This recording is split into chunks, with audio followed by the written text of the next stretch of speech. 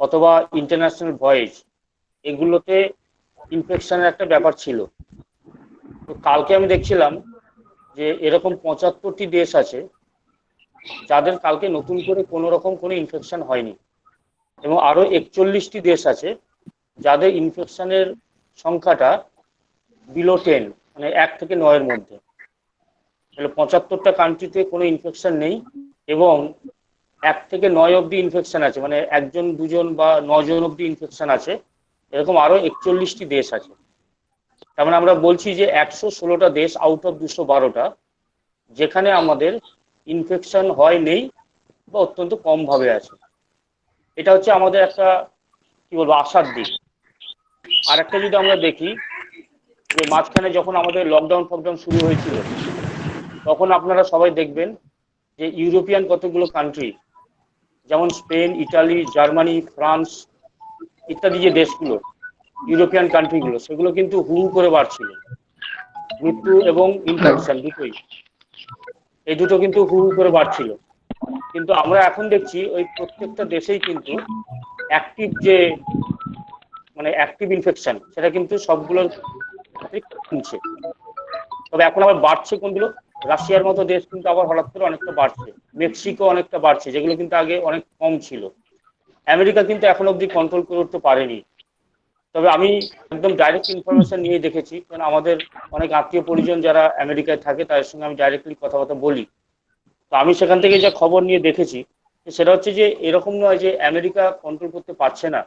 আমেরিকাতে একটু প্রবলেম তো আছে বড় সড়ো লেভেলে, কিন্তু তার চেয়ে যেটা বেশি, যেটা ধরুন ভারতবর্ষে আমরা যে ডেটাটা দেখছি সেটা কিন্তু রিয়েল ডেটা নয়। আমেরিকায় কিন্তু প্রচন্ড পরিমাণে ওরা টেস্টিং করছে। টেস্টিং করছে বলেই কিন্তু ওদের কিন্তু যে আমাদের কেসগুলো সামনে আসছে। আমাদের দেশে কিন্তু সেই তুলনাতে টেস্টিং অনেক কম বলে আমাদের ডেটাটা কম লাগছে, রিয়ালিটিতে হতে এর চেয়ে অনেকটাই বেশি আছে। তবে তাতে করেও আমাদের অত শঙ্কিত হওয়ার কারণ নেই, কারণ আমাদের কাছাকাছি 130 কোটির দেশ। সেই তুলনাতে যদি দিনে 2 থেকে 3 হাজারও বাড়ে, এটা এমন কিছু সিরিয়াস ম্যাগনিটিউড নয়। কিন্তু আমাদের সতর্ক থাকতে হবে। এই জন্য আমাদের লকডাউনটা মেনে চলার পরামর্শ সরকার, আমাদের স্বাস্থ্য ব্যবস্থার সঙ্গে যারা যুক্ত, ডাক্তারবাবু এবং নার্স থেকে আরম্ভ করে স্বাস্থ্যকর্মী যারাই আছেন তারাই আমাদের বলছেন, এবং আমরাও এটাকে মানসিকভাবে মেনে নিতে তৈরি থাকব, যে যাতে করে আমাদের কোনোভাবেই লকডাউন ভাঙার কোনো প্রবণতা তৈরি না হয়। এবং সরকারকেও এ ব্যাপারে সদর্থক ভূমিকা নিতে হবে। একটা পর একটা অপ্রয়োজনীয় দোকান যদি আমরা খুলে ফেলি, তাহলে কিন্তু সেক্ষেত্রে এই যে কন্ট্রোল, সেই কন্ট্রোল করা একটু ডিফিকাল্টি হয়ে যাবে। এই আজকে যেমন আমি একটা এক্সাম্পল দিই, ধরুন আমাদের যে বাচ্চাদের যে স্কুল, সেই বাচ্চাদের স্কুলের ক্ষেত্রে আজকে তাদের বই বিতরণ শুরু হয়েছে, বই কিনতে হচ্ছে। তো এরকম তো নয় যে বাচ্চাদের পড়াশোনা যদি 1 মাস একটু পিছিয়ে যায়, এখন তো ইন্টারনেট ব্যবস্থার মাধ্যমে যেভাবে আমরা হেল্প করছি ছেলেদের, স্কুলও করছে। অতএব এরকম নয় যে হাতে বইগুলো না পেলে এক্ষুনি অনেক কিছু সর্বনাশ হয়ে যাবে। তার চেয়ে বেশি সর্বনাশ হবে ওই বই কিনতে গিয়ে যদি কোনো একজন পেরেন্ট যদি আক্রান্ত হয়ে পড়েন। তাহলে এইগুলো আমাদের অনেক সেন্সিবলি ডিসিশনগুলো নেওয়ার দরকার আছে, যেগুলো আমরা অনেক ক্ষেত্রে নিচ্ছি না। তো আমি আমাদের কলেজে যারা ছাত্রছাত্রী যারা আজকে জয়েন করেছে তাদের প্রতি আমার একদম আবেদন থাকলো যে তোমরা শুধুমাত্র নিজেরা লকডাউনটাকে পালন করবে তাই নয়, তোমরা আশেপাশে যারা আছে তাদের প্রত্যেককে এইটা পালন করার জন্য মানসিকভাবে রাজি করাবে। হ্যাঁ, দরকার পড়লে ওষুধ আনতে বেরোবে, দরকার পড়লে ভুসিমালটা আনতে যাবে, কিন্তু ওই মানে আজকে একটু চাল নিয়ে এলাম, কালকে একটু ডাল নিয়ে এলাম, তার চেয়ে বেটার হচ্ছে যে একদিনে ভালো করে একটু হিসাব নিকাশ করে একদিন একটুখানি বাইরে বেরিয়ে জিনিসপত্র নিয়ে চলে আসি, যাতে করে 1 সপ্তাহ অন্তর মানে অ্যাটলিস্ট চলে। মানে এখনই আমাকে টাটকা সবজি খেতে হবে, প্রত্যেকদিন বাজারে যেতে হবে, আর প্রত্যেকদিন মাছ কিনতে হবে, মনে হয় না এগুলো এখনই করার দরকার আছে। কারণ আমরা এটাও বলছি এই রোগটাতে মৃত্যুর হার খুব বেশি নয়, কিন্তু স্টিল যেহেতু ইনফেকশনটা খুব দ্রুত গতিতে ছড়িয়ে যায়। পার্টিসিপেট করছে, ভালোই পার্টিসিপেট করেছে। হ্যাঁ, ভালোই হয়েছে। আমি শুনতে পাচ্ছি বলছি। তো সেই জন্য আমাদের কিন্তু সতর্ক থাকতে হবে যে যাতে করে ইনফেকশনটা খুব বেশি ছড়িয়ে না যেতে পারে। কারণ ছড়িয়ে গেলে আমাদের ধরুন আজকে আমাদের পশ্চিমবঙ্গে আমাদের যদি 2021 সালের প্রজেক্টেড ডেটা ধরা হয়, যদিও আমরা এখন 2020 সালে আছি, কিন্তু আমরা জানি যে প্রত্যেক 10 বছর অন্তর আমাদের পপুলেশন কাউন্ট হয়, এবং সেক্ষেত্রে আমাদের 2021 সালের প্রজেক্টেড ডেটা বলছে পশ্চিমবঙ্গের জনসংখ্যা কাছাকাছি 10 কোটি, 9,70,00,000 সামথিং। তাহলে সেই অনুযায়ী যদি 10 কোটি পপুলেশন যদি হয়, যদি হঠাৎ করে স্প্রেড করে, যেটা আজকে আমরা দেখতে পাচ্ছি 1300-1400 রেঞ্জে আছে, সেটা কিন্তু 13 লাখ হতে বেশি টাইম লাগবে না। এবং আজকে আমি বলে রাখি, আজকে ধরুন পশ্চিমবঙ্গে আপাতত যে ক্যাপাসিটি আছে কোভিড-19 ট্রিটমেন্ট করার জন্য, এটা কিন্তু 8 থেকে 8,500 মতন বেড আছে, যেখানে আমরা ট্রিটমেন্ট বলতে যেটা বোঝায় সেটা করতে পারি, তার বাইরে কিন্তু আমরা যেতে পারবো না। এবং এটাও বলে যাচ্ছি, স্বাস্থ্য ব্যবস্থার যে দোষগুলো আছে সেগুলো আছেই, মানে সেগুলো আমরা এখনই রাগামাথা করলে কিন্তু সেগুলো বেড়ে যাবে না।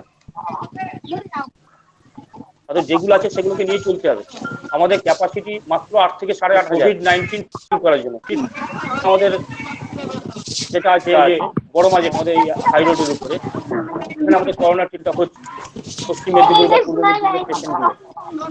তো সেক্ষেত্রে আমাদের মনে রাখতে হবে যে কিন্তু আমাদের ক্যাপাসিটি লিমিটেড, সেই জন্য আমাদের আরো বেশি করে সতর্ক থাকতে হবে, তাতে করে আমরা এরকম জায়গাতে না পৌঁছাই যে আমাদের সব উপচে পড়ছে। আমাদের কিন্তু ক্যাপাসিটি একদমই লিমিটেড। পশ্চিমবঙ্গের ক্ষেত্রে আমি বলছি যে 8 থেকে 8,500 মতো ক্যাপাসিটি, সেটাকে ধরুন ওভারনাইট আমরা বাড়িয়ে 10 করতে পারি, কিন্তু সেটা কখনোই 1 লক্ষ হবে না, 50,000ও হবে না। অর্থাৎ যদি ইনফেকশনটা খুব বেশি মাত্রায় বেড়ে যায় এবং বেড়ে যে যাবে না তার কিন্তু কোনো এভিডেন্স নেই, সেক্ষেত্রে কিন্তু আমরা বড়সড় বিপদের মধ্যে পড়বো। এটা হচ্ছে আমার দিক থেকে বক্তব্য নন টেকনিক্যাল ওয়েতে। আর ছাত্রছাত্রীদের প্রতি বলছি, তোমাদের কিন্তু পরীক্ষা যে কথাটা অনেক জায়গাতে অনেক রকম কথা হচ্ছে যে পরীক্ষা হবে না, মার্কস দিয়ে দেওয়া হবে, এখনো পর্যন্ত এরকম কোনো কথা মানে অফিসিয়ালি কোথাও হয়নি। আমরা ইউনিভার্সিটির সঙ্গে যুক্ত থেকে যে মিটিংগুলো করেছি তাতেও কোথাও কিছু বলা হয়নি। এবং এটা হওয়াটা খুব অস্বাভাবিক, কারণ তোমাদের মার্কশিটে তো মার্কসটা লিখতে হবে, কোন মার্কসটা তোমাদের বসানো হবে, এরকম হওয়ার চান্স নেই। অতএব ন্যাচারালি যারা এন্ড সেমিস্টারে আছো, মানে 6th সেমিস্টারে বা 3rd ইয়ারে আছো, তারা পরীক্ষা দেবে, আজ নয় কাল তারা পরীক্ষা দেবে। পরীক্ষা হবে না এরকম হবে না, সেটা হয়তো একটু দেরি হতে পারে। তার জন্য টোটাল যে আমাদের যে শিক্ষাবর্ষ, তার যে সেশনটা একাডেমিক সেশন, সেটা হয়তো পেছাবে, অ্যাডজাস্টেড হবে। সেটা তো আমাদের যারা হায়ার অথরিটি আছে, ইউজিসি এবং আমাদের ওয়েস্ট বেঙ্গল গভর্নমেন্টের যে হায়ার এডুকেশন ডিপার্টমেন্ট, তারা সেগুলো ভাবনা চিন্তা করবেন, তারা যেভাবে আমাদের নির্দেশ দেবেন আমরা সেই নির্দেশ অনুযায়ী পালন করে করে চলবো।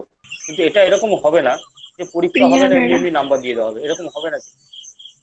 অতএব এইটা আমাদের কিন্তু মাথার মধ্যে রাখতে হবে, পরীক্ষা হবে, তার প্রস্তুতি রাখতে হবে। যতই মন খারাপ হোক, যতই বাইরে বেরোতে পারছি না বলে মানসিক একটুখানি আমাদের অসুবিধা হোক না কেন, অসুবিধা সবারই হচ্ছে, আমারও হচ্ছে, তোমাদেরও হবে, স্যারের ম্যাডামদেরও হচ্ছে, কিন্তু তার মধ্যেও আমাদের একটু মানসিকভাবে চাঙ্গা থাকতে হবে। তারই প্রচেষ্টা হিসাবে আজকে কিন্তু আমরা এই যে ডাক্তারবাবুকে আমরা অনুরোধ করেছিলাম, এই সেমিনারটা হচ্ছে কিন্তু আমাদের গ্রিন ক্লাব যেটা আছে কলেজের, তাদের উদ্যোগে, এবং মূলত অর্পিতা চক্রবর্তী ম্যাডাম এবং আমাদের টেকনিক্যাল সাপোর্টে বরুণ রাউত মশাই, এবং এছাড়াও আমরা প্রত্যেক টিচারের কাছ থেকে হেল্প পাচ্ছি বলেই কিন্তু আমি এখন দেখতে পাচ্ছি আমাদের অলরেডি 195 জন জয়েন করেছে। তো এবং এটা যখন আলটিমেটলি হবে হয়তো 200+ হয়ে যাবে, যেটা আশাতীত। আমরা আনন্দিত যে এরকম ভিডিও কনফারেন্সিং এর মাধ্যমেও, এটা মানে গ্রামের দিকের কলেজ, এটা একদম পুরোপুরি শহরে নয়, যদিও আমাদের ছেলেপেলেরা অনেকেই শহরে থাকে, আবার কিছু ছেলে গ্রামেও থাকে, কিন্তু আলটিমেটলি যে উৎসাহ উদ্দীপনা এবং টেকনিক্যাল এক্সপার্টিজ যেটা আমরা অ্যাকোয়ার করতে পেরেছি, সেটাও কিন্তু কম কিছু নয়। সেই জন্য আজকে আমাদের 200 সুইচি পার্টিসিপেন্ট নিয়ে আমরা আমাদের কলেজের হিস্ট্রিতে প্রথম, আমরা এটাকে বলছি টেকনিক্যালি ওয়েবিনার, মানে ওয়েব সেমিনার থেকে ওয়েবিনার। তো আমরা প্রথম ওয়েবিনার করতে চলেছি। আমি আর এই বক্তব্যটা বেশি বলবো না, আসল কথাগুলো বলবেন ডাক্তারবাবু। আমি শুধু অফিসিয়ালি বলছি, পরীক্ষা না হওয়ার কোনো গল্প নেই, অতএব পরীক্ষা হবে আজ নয় কাল, সেই প্রস্তুতি তোমাদের রাখতে হবে। মানসিকভাবে ধৈর্য হারালে চলবে না। আর সামাজিক দায়িত্বর দিক থেকে দেখতে গেলে আমরা শুধু নিজেরা বেরোবো না তা নয়, আমরা বাড়ির লোককে, পাড়ার লোককে, পরিজনদের আমরা অনুরোধ করব যে যাতে করে আমরা অহেতুক লকডাউন ভাঙার প্রবণতার মধ্যে না জড়িয়ে পড়ি। যতটুকু দরকার শুধু ততটুকুর জন্যই বাইরে বেরোবো, তার বেশি নয়। আর পরীক্ষার প্রস্তুতির জন্য আমরা কলেজ থেকে ই লার্নিং ব্যবস্থার মাধ্যমে আমরা যথাসাধ্য চেষ্টা করছি। আমি মানে গর্বের সঙ্গে বলছি যে আমাদের যারা টিচাররা আছেন, স্যারেরা, ম্যাডামরা, প্রত্যেকে হার্ট আউট চেষ্টা করছেন। সেই জন্য আজকে আমাদের ওয়েবসাইট খুলে দেখা যাবে যে প্রচুর পরিমাণে আমরা ই মেটেরিয়াল আপলোড করে দিয়েছি। এছাড়াও আমরা ভিডিও কনফারেন্সিং ব্যবস্থার মাধ্যমে আমরা তাদের যে সেগুলো মিট করার চেষ্টা করছি। কতটা পারা যাচ্ছে সেটা ছেলেদের ফিডব্যাক থেকেই আমরা বুঝতে পারবো যে তারা কতটা পেলো। কিন্তু আমি বাইরে থেকে হোপফুল যে যা দেওয়া হচ্ছে এটা মনে হয় ম্যাক্সিমাম লেভেলে দেওয়া হচ্ছে। কিছু জায়গায় অসুবিধা আছে, নেটওয়ার্ক কানেক্টিভিটির প্রবলেম আছে, অনেকে হয়তো অ্যান্ড্রয়েড ফোন প্রকিউর করতে পারেনি এখনো। সেগুলো আমরা যখন কলেজ খুলবে তাদের প্রতি আমরা এক্সট্রা অ্যাটেনশন দিয়ে আমরা চাইবো যে তাদের যে ডেফিসিয়েন্সিটা থাকবে সেটাও কিন্তু কভার করে দিতে। আমি ব্যক্তিগতভাবে কলেজের তরফ থেকে বলবো যে কোনো ছেলে যাতে এরকম ফিল না করে যে আমাদের পড়াশোনার ক্ষেত্রে কলেজ যথেষ্ট নজর দিতে পারছে না। সেক্ষেত্রে আমরা টিচাররা একতাবদ্ধভাবেই আছি, লড়াইটা আমাদের সবার একসঙ্গেই হচ্ছে। এবং এক্ষেত্রে আমরা প্রত্যেকে হোল হার্টেডলি যেটা করছি সেটা হচ্ছে যাদের হোয়াটসঅ্যাপ মানে বা অন্য যে সোশ্যাল মিডিয়ার মাধ্যমে আমাদের ই লার্নিং পোর্টালের মাধ্যমে আমরা তো সার্ভিস দিচ্ছি, যাদের ওগুলোও নেই তারাও কিন্তু দরকার পড়লে পড়াশোনা করে বা এদিক ওদিক থেকে মেটেরিয়ালগুলো পেয়ে বন্ধু বান্ধবদের কাছ থেকে পেয়ে যদি কারোর কোনো কোশ্চেন থাকে তারা যদি স্যারেদের ম্যাডামদের যদি ডাইরেক্টলি এমনি ফোন কলও যদি করেন তাও ওনারা সময় সুযোগ করে অল্প হলেও হেল্প করে দিতে পারবেন। তোমাদের মনে রাখতে হবে যে সবারই কাজের ব্যস্ততা থাকবে, সেটা একটা লিমিটের মধ্যে থাকলে তবে গিয়ে সেটা ম্যানেজেবল হবে। কিন্তু তাও আমরা এটা বলছি না যে তোমাদের জন্য আমরা সময় দেব না, অ্যাকচুয়ালি তোমাদের জন্যই আমরা। অতএব ন্যাচারালি তোমরা যেভাবে আমাদের চাইবে আমরা সেভাবেই নিজেদের প্রেজেন্ট করার চেষ্টা করব। এখন অবধি করে যাচ্ছি এবং আমরা যে ভবিষ্যতে যে টাইমটা আছে তাতেও করে যাব। আমাদের কি ডাক্তারবাবু জয়েন করেছেন? বরুণবাবু, তো বরুণবাবু, ডাক্তারবাবু কি জয়েন করতে পারেননি ওখানে? যাই বরুণবাবুকে হ্যান্ড ওভার করছি। বরুণবাবু বা অর্পিতা কেউ একজন নাও, ডাক্তারবাবুর সঙ্গে যোগাযোগ করা গেছে নাকি দেখো।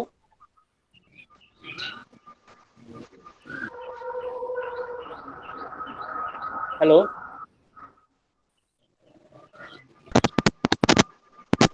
হ্যাঁ বরুণ দা, হুম, বরুণ দা শুনতে পাচ্ছেন? হ্যাঁ বলুন, কি হলো? বরুণ দা ডাক্তারবাবু ডাক্তারবাবু জয়েন ঢুকেছেন? করেছেন? শুনতে পাচ্ছি না বরুণ দা আপনার কথাটা। হ্যাঁ বরুণ দা বলুন। শুনতে পাচ্ছ?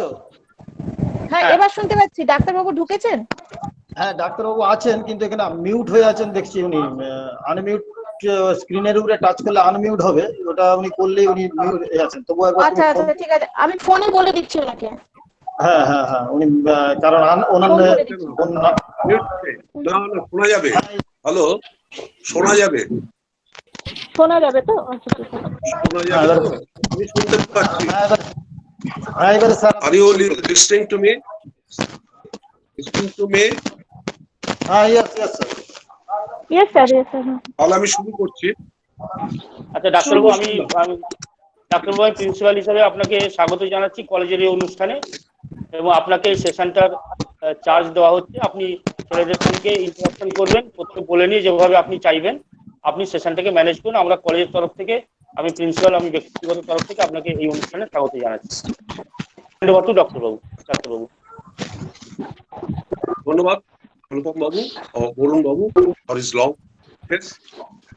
প্রিয় সাথীরা, নয়জন কলেজের কোনো ভাইয়েরা, অন্য যারা উপস্থিত আছেন, শিক্ষক শিক্ষিকা, অভ্যাগতরা, আমি আজকে যে ব্যাপারটা নিয়ে বলতে এসেছি এটা শুধু করোনা নিয়ে নয়। করোনা নিয়ে আমরা ইতিমধ্যেই কাগজে বিভিন্ন জায়গায় অনেক কিছু জেনেছি, আমাদের জ্ঞান কিছুটা সমৃদ্ধ হয়েছে। এমনকি কোনো ভয়াবহ আকারে আমি বলবো না যে এই জেলায় যেখানে আমরা বাস করছি বা আপনারাও বাস করছেন পশ্চিম মেদিনীপুরে আছে, তা নয়। যদিও এটা কতগুলো কেস একসঙ্গে হয়ে যাওয়ার জন্য এটা রেড তালিকাভুক্ত রেড জোনের মধ্যে আছে, কিন্তু আপাতত এর মধ্যে কন্টেইনমেন্ট জোন আছে 5টি। একটা ঘাটাল সাব ডিভিশনে দাসপুর থানা, ওই যেটা নিজামপুর বলে গ্রামে ফার্স্ট হয়েছিল সেটা। একটা ঘাটাল মিউনিসিপ্যালিটি ওয়ার্ড নাম্বার 8, যেটা হয়েছিল অ্যাম্বুলেন্স ড্রাইভার জন্য। খড়গপুর দুটো ওয়ার্ডে আছে যারা আরপিএফ ফিরে এসছেন, এবং একটা আছে মিদনাপুর 25 নম্বর ওয়ার্ডে, সেটাও কিছুটা ওই আরপিএফ দের সঙ্গে যারা। তা আমি এখন এই যে ভয়টা, সেটা একদিন পরে কথা বলছি। তার আগে এই আবহে আমাদের পরীক্ষা প্রস্তুতিটা কেমন হবে তা নিয়ে 2-4টা কথা আগে বলে নিতে চাইছি। এখন আমাদের এই যে জীবনের পরীক্ষা, এই পরীক্ষাটা কিন্তু কালকের পরীক্ষাটা বা আগামী মাসের পরীক্ষাটা বা আগামী বছরের পরীক্ষাটাই নয়। পরীক্ষা বোধহয় আমাদের জীবনে প্রতি মুহূর্তে বা প্রতিদিন বা প্রতি ক্ষণেই দিতে হয়। সেই পরীক্ষাটা স্কুল লাইফ থেকে যেরকম আমরা দিয়ে এসেছি, তারপর যারা পরবর্তীতে কাজে জয়েন করেছে, এবং ডাক্তারকে প্রতিদিন একটা পেশেন্টের সামনে তাকে পরীক্ষা দিতে হয়, এখনো দিতে হচ্ছে। একটা সায়েন্টিস্টকে তাকে অহরহ পরীক্ষা, তার ইন্টারফেয়ার, তার পর্যবেক্ষণ করতে হয়।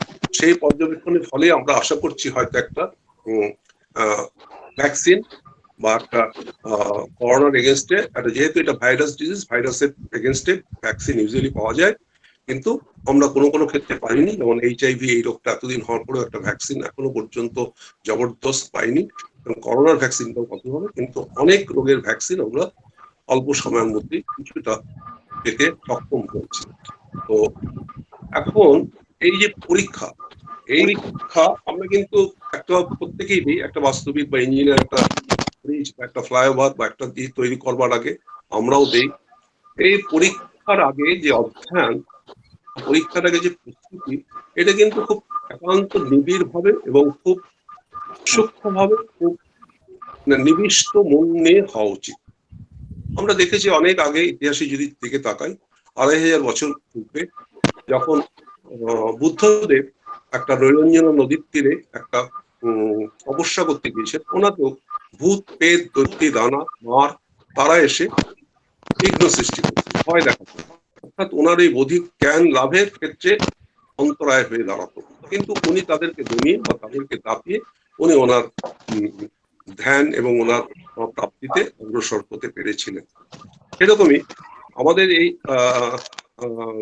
আজকে যে চারদিকে যে আবহাওয়াটা রয়েছে, তার মধ্যে মনটাকে নিবিষ্ট রাখা, কনসেন্ট্রেট করে রাখা, মনটাকে বিষয় অভিমুখে ঠিক ঠিক যার যা লক্ষ্য সেই দিকে আটকে রাখাটা একটা কঠিন কাজ। তো সেই বুদ্ধদেবী প্রথম আর কি ওখান থেকে বোধি লাভ করবার পর একটা কথা বলেছিলেন, অ্যাটাচমেন্ট মানে আসক্তি। আসক্তি, আসক্তি কিসে? সাবজেক্টিভ আসক্তি, অবজেক্টিভ, অবজেক্টিভ। যারা ছাত্র তাদের কাছে এটা খুব বোধগম্য হবে না, প্রাপ্তবয়স্ক তারা জানবেন যে এই টাকা পয়সা, গাড়ি বাড়ি ইত্যাদি ব্যাপার নিয়ে কিছু কিছু মানুষের আসক্তি বা লোভ তৈরি হয়, সেগুলো হচ্ছে বৈষয়িক আসক্তি। আবার কিছু কিছু থাকে সাবজেক্টিভ ফিলিং, একজন আরেকজনকে ভালো লাগছে, একজন আরেকজন করছে, কথা চিন্তা করছে। এটা কোনো কোনো সময় কিছুটা বাস্তবত হয়, কোনো সময় কিছুটা কল্পনায় পাখা মেলে অবাস্তব হয়। একটি ছেলের কথা আমার মনে আছে, মেডিকেল স্টুডেন্ট পড়বো বললো, আজকে একটু কথাবার্তা বললাম, এখন আর পড়তে পারছি না, ওই কথাগুলোই বারবার ঘুরে ফিরে আসছে, রিওয়াইন্ডিং হয়ে হয়ে। অর্থাৎ সে তার বলছে যে পড়াশোনার ব্যাহত হচ্ছে। অর্থাৎ তাহলে মনটাকে পড়াশোনার দিকে বা পড়াশোনার প্রস্তুতির দিকে এই আবহে রাখতে গেলে প্রথমেই দরকার হচ্ছে মনটাকে মুক্ত রাখা, ফ্রি রাখা, মনটাকে ফ্রি, মনটাকে মুক্ত। অর্থাৎ এই সব আজে বাজে চিন্তার থেকে বা নেতিবাচক চিন্তার থেকে কিছুটা মুক্ত রাখা। মুক্ত মন যদি হয় তাহলে পরে কিন্তু পড়াশোনাটা অনেকখানি নিবিষ্ট হবে, প্রস্তুতিটাও ভালো হবে, এবং সেই এটাও খুব ভালো হবে। আমার মনে আছে অনেক বছর আগে একজন মানে আমার যখন কিশোর, শব্দ কিশোর, সেই সময় একজন উড়িয়া ঠাকুর আমাদের বাড়িতে এসেছিলেন একটা অনুষ্ঠানে রান্না বান্না করতে। তা সঙ্গে এক গাদা হাতা খুন্তি এবং একজন হেল্পারকে নিয়ে। তা তখনকার আমাদের মন, আমি তাকে দেখছি যে সে নিবিষ্ট মনে একটা ডাল তৈরি করবার জন্য চেষ্টা করছে, মুগের ডাল মাছের মাথা দিয়ে, এবং একটা বেসন টেসন তৈরি করে তেলে ভাজার প্রস্তুতি নিচ্ছে, মানে বেগুনি ভাজা। আমি বললাম যে মাছ মাংস ছেড়ে আপনি প্রথমেই মাছটা ছেড়ে এইটা নিয়ে করছেন কেন? উনি বললেন, দেখুন, প্রথম পাতে আমরা একটু ভালো স্বাদের খাবার দিতে চাই, সেটার ব্যাপারে আমরা খুব সচেষ্ট থাকি। তাহলে কিরকম? ডালটা দিয়ে ভাজাটা দিয়ে যখন খাবে তখন যিনি উনি একটু ভালো স্বাদ পান, সেই ব্যাপারে আমরা খুব মানে থাকি, কনসাস থাকি, আমরা খুব মানে ও ব্যাপারে সতর্ক থাকি। আমি বললাম তারপর? বললেন তারপর শেষ পাতে চাটনিটাও খুব মনোযোগ দিয়ে করি, যাতে শেষ পাতে উঠবার সময় ওনারা একটা ভালো তৃপ্তির স্বাদ নিয়ে উঠতে পারে। বাহ! আমি বললাম বাহ, তো তখন ওই কৈশোর মনে আমার না এই জিনিসটা আমি সোজা ওখান থেকে কপি করে সেইটা পেস্ট করে নিয়ে এসে কপি পেস্ট করে নিয়ে খাটিয়ে দিলাম পরীক্ষার খাতায়। কিরকম? সবচেয়ে ভালো জানা প্রশ্নটা, তখনকার দিনে দীর্ঘ প্রশ্নই থাকতো, অবজেক্টিভ টাইপ অফ প্রশ্ন থাকতো না। সায়েন্সের কোয়েশ্চেন হলে পরে কিছু কিছু অঙ্কও থাকতো সঙ্গে, ফিজিক্স কেমিস্ট্রি ম্যাথমেটিক্স বড় প্রশ্ন থাকতো। আমি প্রথম সবচেয়ে জানা প্রশ্নটা আগে খুব ভালো করে লিখতাম, অর্থাৎ তখন পরীক্ষক আমার সম্পর্কে একটা ধারণা তৈরি করতে যাচ্ছেন, অর্থাৎ আমি কেমন লিখছি। তারপর মাঝারি কোয়েশ্চেন গুলো লিখতাম মাঝামাঝি, এবং শেষকালে আবার সব থেকে ভালো লাগা একটা কোয়েশ্চেন, যখন ওই চাটনি খেতে খেতে যেমন তৃপ্ত হয়ে সে পরীক্ষক আমাকে সুন্দরভাবে নম্বরটা ভালোভাবে আমার সম্পর্কে ভালো ধারণা নিয়ে নম্বর দেয়। এটা আমি সারা জীবনেই চালিয়ে গেছি, এবং মনে এর কিছুটা পরিবর্তন বা পরিবর্ধনও করেছি। যেমন যে কোনো লং কোয়েশ্চেনে প্রথম লাইনটা আমি খুব আকর্ষক ছোট্ট একটা সুন্দর শব্দ দিয়ে শুরু করতাম, মনে আছে, এবং শেষ শব্দটাও শেষ কোয়েশ্চেনটায় এমন একটা সুন্দর কাল্পনিক দিতাম, কিছুটা কল্পনার জাল মিশিয়ে, যেটাতে মনে হয় যেন মনটা পরীক্ষকের খুব প্রসন্ন হতো এবং সারাদিন মনে গেঁথে থাকে। এরকম একটা লাইন দেওয়ার চেষ্টা করেছি। এটা আমার ছাত্রছাত্রীদের জন্যই বলা, পরীক্ষার প্রস্তুতির জন্য, যে কি করে পরীক্ষায় ভালো হওয়া যায় বা কি করে হওয়া যায়। এবং সত্যি কথা বলতে কি, এই কপি পেস্ট করে বা এই তত্ত্বটা দিয়েই আমি প্রথম ক্লাস 9 থেকে সায়েন্সে 10-এ উঠি, মাত্রই 13 বছর বয়সে প্রথম হয়ে। এটা একটা সম্ভব হয়েছিল, আমার মনে হয় এই ফর্মুলাটা এর পেছনে দায়ী ছিল। আমি আমার ফর্মুলাটার কথা বললাম, আমার ধারণা প্রত্যেকটা ছাত্রছাত্রীর মধ্যেই এরকমই অনেক সুন্দর উদ্ভাবনী ফর্মুলা, উদ্ভাবনী কল্পনা শক্তির অভিনব পন্থা থাকবে। যেমন একটা স্বতন্ত্র কিছু করে নাও, যেটা দিয়ে পরীক্ষককে ইমপ্রেস করা যায় বা পরীক্ষককে ভালো লাগানো যায়, পরীক্ষককে আমার সম্পর্কে একটা ভালো ধারণা তৈরিতে কিছুটা মানে আমার নজর থাকবে। এইটা কিন্তু এই কোয়েশ্চেন গুলো যখন আমরা কোয়েশ্চেন আনসার লিখছি বা রিহার্সাল দিচ্ছি, তখন থেকে যদি এই জিনিসটা আমাদের মধ্যে থাকে যে একটা অভিনব উপায়, অভিনব কৌশল, আমি যেটা বললাম এটা একটা ছোট্ট ফর্মুলা, এরকম অসংখ্য ফর্মুলা, অসংখ্য ইউনিক ফর্মুলা, অসংখ্য সুন্দর সুন্দর ফর্মুলা আমাদের কল্পনাশীল যে ছাত্রছাত্রীরা আজ এসছো, আপনাদের মন থেকে মাথা থেকে নিশ্চয়ই বেরিয়ে আসবে। যার যেরকম সাবজেক্ট সেই সাবজেক্টের মতোই করে সেই লাইনগুলো সেইভাবে সেই জায়গায় যদি আমরা প্রশ্নপত্রগুলো তৈরি করি, তাহলে দেখব যে কম প্রস্তুতিতেও কিন্তু আমাদের প্রস্তুতিতেও পরীক্ষার যে পরিবেশনটাকে পরিবেশন গুণে অর্থাৎ প্রসাদ গুণে সেই প্রশ্নপত্রটি হয়ে একটা চমৎকার। এমনকি এমনও হয়েছে অনেক সময় স্কুল লাইফে পরীক্ষার প্রশ্নপত্র ক্লাসে পড়ে শোনানোও হতো অনেকে। তো সেই মনটাকে সেই জন্যই মুক্ত রাখতে হবে মনের মধ্যে। এখন এই যে অনাবশ্যক চিন্তা, যেমন আমরা দেখছি করোনা কিরকম, করোনার জন্য যা যা করণীয় সেগুলো তো আমরা করছি, মুখে মাস্ক বেঁধে পড়া, নিয়ম নীতি মানে সামাজিক দূরত্ব মেনটেন করে চলা, আর একটা লোক যাতে মাস্ক পরা যাওয়ার সঙ্গে কথা বলছে সেও মাস্ক পরে আছে কিনা সেটা দেখা, এবং নিজেকে ঘরে বন্দি করা। দেখা গেছে একটা মানুষ যে যখন কথা বলছে বা কাশছে তার মুখে যদি একটা মাস্ক পরিয়ে দেওয়া যায়, 25% মানে রোগ ব্যাধি ছড়ানোর কাজটা কমে গেল, যে হাসছে কাশছে বা যে কিছু করছে। আবার উল্টো দিকে যে লোকটা মানে দাঁড়িয়ে আছে বা কথা বলছে, তারও মুখে যদি একটা মাস্ক থাকে, দেখা যায় 50% বা 40% এই ট্রান্সমিশন ড্রপলেট ইনফেকশনের সম্ভাবনাটা কমে যায়। এবার তাদের মাঝখানে তাদের দুজনকে সরিয়ে যদি 1 মিটার দূরত্বে দাঁড় করিয়ে দেওয়া যায়, অর্থাৎ মাঝখানে ডিস্টেন্সটাকে যদি বাড়িয়ে এক্সপান্ড করিয়ে 1 মিটারের বেশি করে দেওয়া যায়, তখন দেখা যায় হয়ে যাচ্ছে প্রায় 75%-এর কাছাকাছি। আবার যদি দুজনকে দুটো গ্লাস ওয়াল দিয়ে ঢেকে যাওয়া যায়, এটা ডায়াগ্রামেটিক্যালি দেখানো আছে, দুজনকে দুটো ঘরের মধ্যে ঢুকিয়ে যাওয়া যায়, অর্থাৎ দুজনেই যদি ঘরবন্দি হয়ে যায় বা গৃহবন্দী হয়ে যায়, তখন কিন্তু 95%-এর উপর সম্ভাবনাটা ট্রান্সমিশনের বন্ধ হয়ে যায়, অর্থাৎ কার্যত প্রায় নেই। আর একটা কথা মনে রাখতে হবে যে এটা কিন্তু কিছুটা মানে এমন কিছু ভয়াবহ নয়। আমাদের এই সতর্কতা বিধি মানবার পরও যদি আমাদের রোগ হয়, আমাদের এই তোমাদের এই যুবক বয়সে যা হয় যে এই সময় কিন্তু ভালো এর সম্ভাবনাটা মানে 98%-এরও বেশি। আর যাদের মধ্যে একটু মানে অন্যান্য ডায়াবেটিস, হাইপারটেনশন ইত্যাদি থাকে, যেসব বয়স্ক মানুষ 60 বা 65 উপর, তাদের ক্ষেত্রে মৃত্যুর হার আমাদের দেশে এখনো পর্যন্ত 3 থেকে 4%।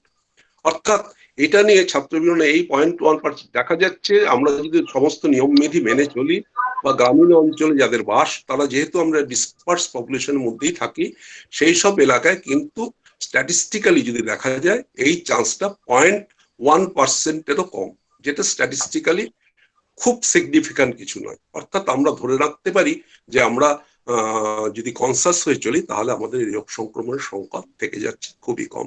অর্থাৎ আমরা মুক্ত মন নিবিষ্ট করে করতে পারছি। তো শ্রীরামকৃষ্ণদেবের কথাই বলতে হয়, মনেতেই বদ্ধ মনেতেই মুক্ত। আমরা মনেতে বদ্ধ মনেতেই মুক্ত। মুক্ত মন নিয়ে পড়াশোনাটা নিবিষ্ট চিত্তে, মানে অ্যাটেনশন, কনসেন্ট্রেশন, একটা জায়গায় কনসেন্ট্রেশনটা ফোকাস করে এবং মেমোরি অর্থাৎ সেটাকে মনে রাখা, সাস্টেইন করে রাখা, এগুলো অনেক সহজ হয়ে যায়। একবার ওরকমই কামাপ্রভু আমার মনে আছে, রামকৃষ্ণ মিশনের রামকৃষ্ণদেবের জন্মস্থানে গিয়েছিলাম। সেখানে গিয়ে আমি একটা বই কিনেছিলাম, সবগুলো বই কিনেছি, রামকৃষ্ণ লীলা প্রসঙ্গ বা শ্রী মায়ের কথা, যুগনায়ক বিবেকানন্দ। তার একটা দ্বিতীয় খণ্ড একদিন পড়ছিলাম, পড়তে পড়তে হঠাৎ আমাকে প্রায় মানে অবস্থা থেকে আমাকে উঠে বসতে হয়েছিল। ওখানে খেতুরির মহারাজা বলে রাজস্থানে একজন মহারাজা ছিলেন, তিনি স্বামী বিবেকানন্দ ডেকে পাঠাচ্ছিলেন নায়ককে দিয়ে। নায়ক যাচ্ছিলেন, এক একদিন এক একটা অভিজ্ঞতার কথা বর্ণনা করছেন। প্রথম দিন যখন নায়ক গিয়েছিলেন, দরজাটা খুলেই দেখছেন খাটিয়ার মধ্যে একটা তরুণ সন্ন্যাসী একটা কৌপিন পরে বসে আছে। তো স্বামী বিবেকানন্দ খুব চোখ উঠেই ধরপড় উঠে বলে, কি ভেবেছিলেন একজন প্রৌঢ় সন্ন্যাসীকে দেখবেন, তার বদলে একটা যুবক তরুণকে দেখে একটু হতাশ হলেন নাকি? উনি গিয়ে সেরকমই মহারাজকে বলছে, মহারাজ কি বলবো, আমার না মনের মধ্যে সেই চিন্তাটাই এসে গিয়েছিল। তো উনি যে কি করে আমার মনের কথাটা বললেন, এরকম এক একটা চমকপ্রদ কথা বলছেন, উনিও শুনছেন। তো সেইখানে যেতে যেতে একদিন উনি তো বললেন যে, রাজা বললেন, মহারাজা বললেন, না না না, আমি এত দেরি সহ্য করবো না, বৃহস্পতিবার তুমি রোববার ওনাকে এখানে মধ্যাহ্ন করতে বলো, না হলে আমি ওনার ওখানেই চলে যাব। তারপর স্বামীজি সম্মত হলেন রোববার যেতে। তো ওখানে যাওয়ার পর থেকে স্বামীজি প্রায় রাজপ্রাসাদেই থাকেন, এমনকি ওনার পদসেবাও করতে চান। যখন স্বামীজি বলেন যে, না, এটা রাজসভায় আপনি আমার পদসেবা করবেন না, যদি আপনি গুরু বলে মানেন আমাকে আপনি আপনার শয়ন কক্ষে বা আপনার বিশেষ সময় সেখানে আপনি যে কোনো রকম সেবা করতে পারেন, কিন্তু গুরুদের কাছে রাজাই, প্রজাদের কাছে রাজাই প্রধান। ওরকমই একটা প্রশ্ন একদিন জিজ্ঞেস করলাম, আচ্ছা মহারাজ, জীবন কি, what is life?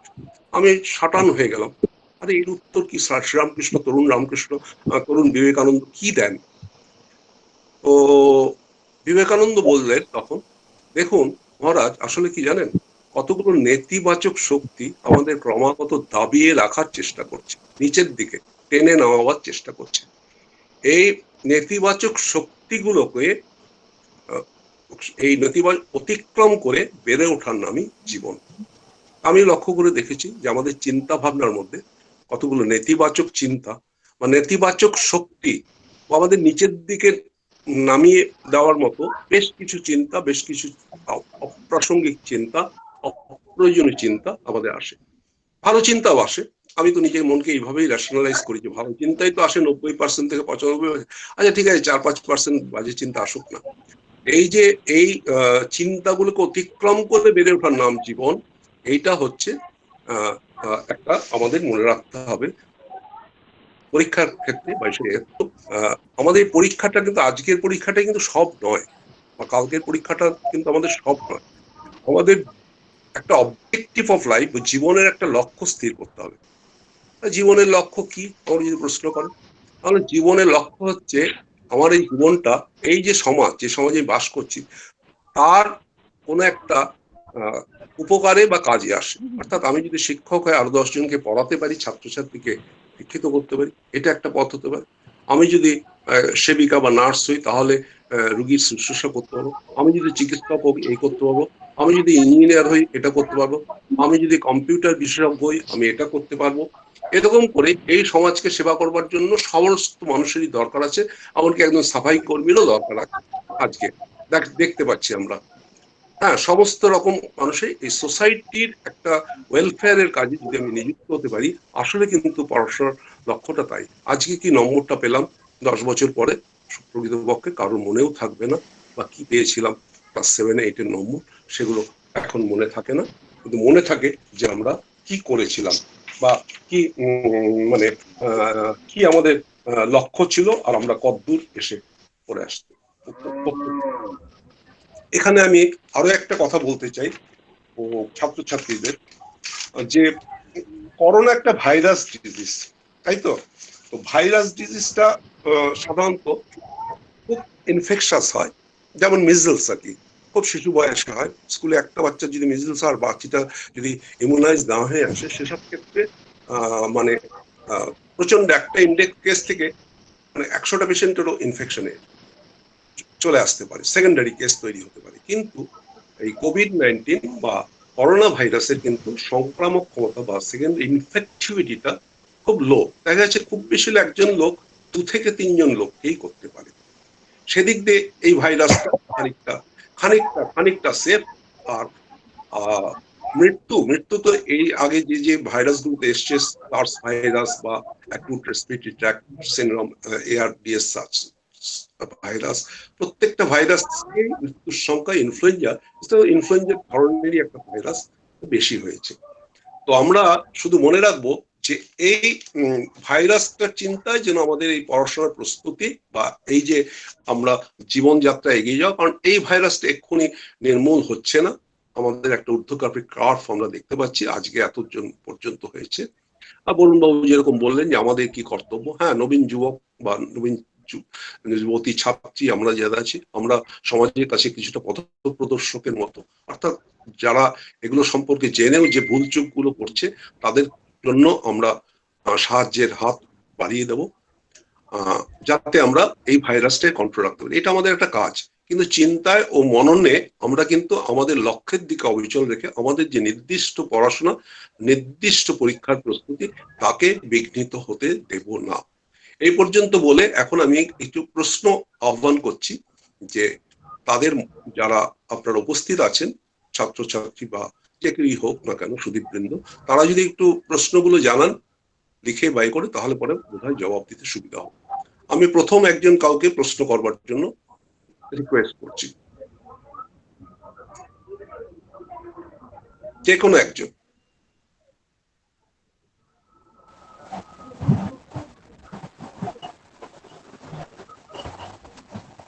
Arpita Chakraborty, বলুন আপনি। হ্যাঁ হ্যাঁ, আচ্ছা, একজন স্টুডেন্ট ম্যাডাম প্রশ্ন করছেন, বলুন ম্যাডাম। হ্যাঁ, আমি সোমা দেব রায়, ডিপার্টমেন্ট অফ ইংলিশ।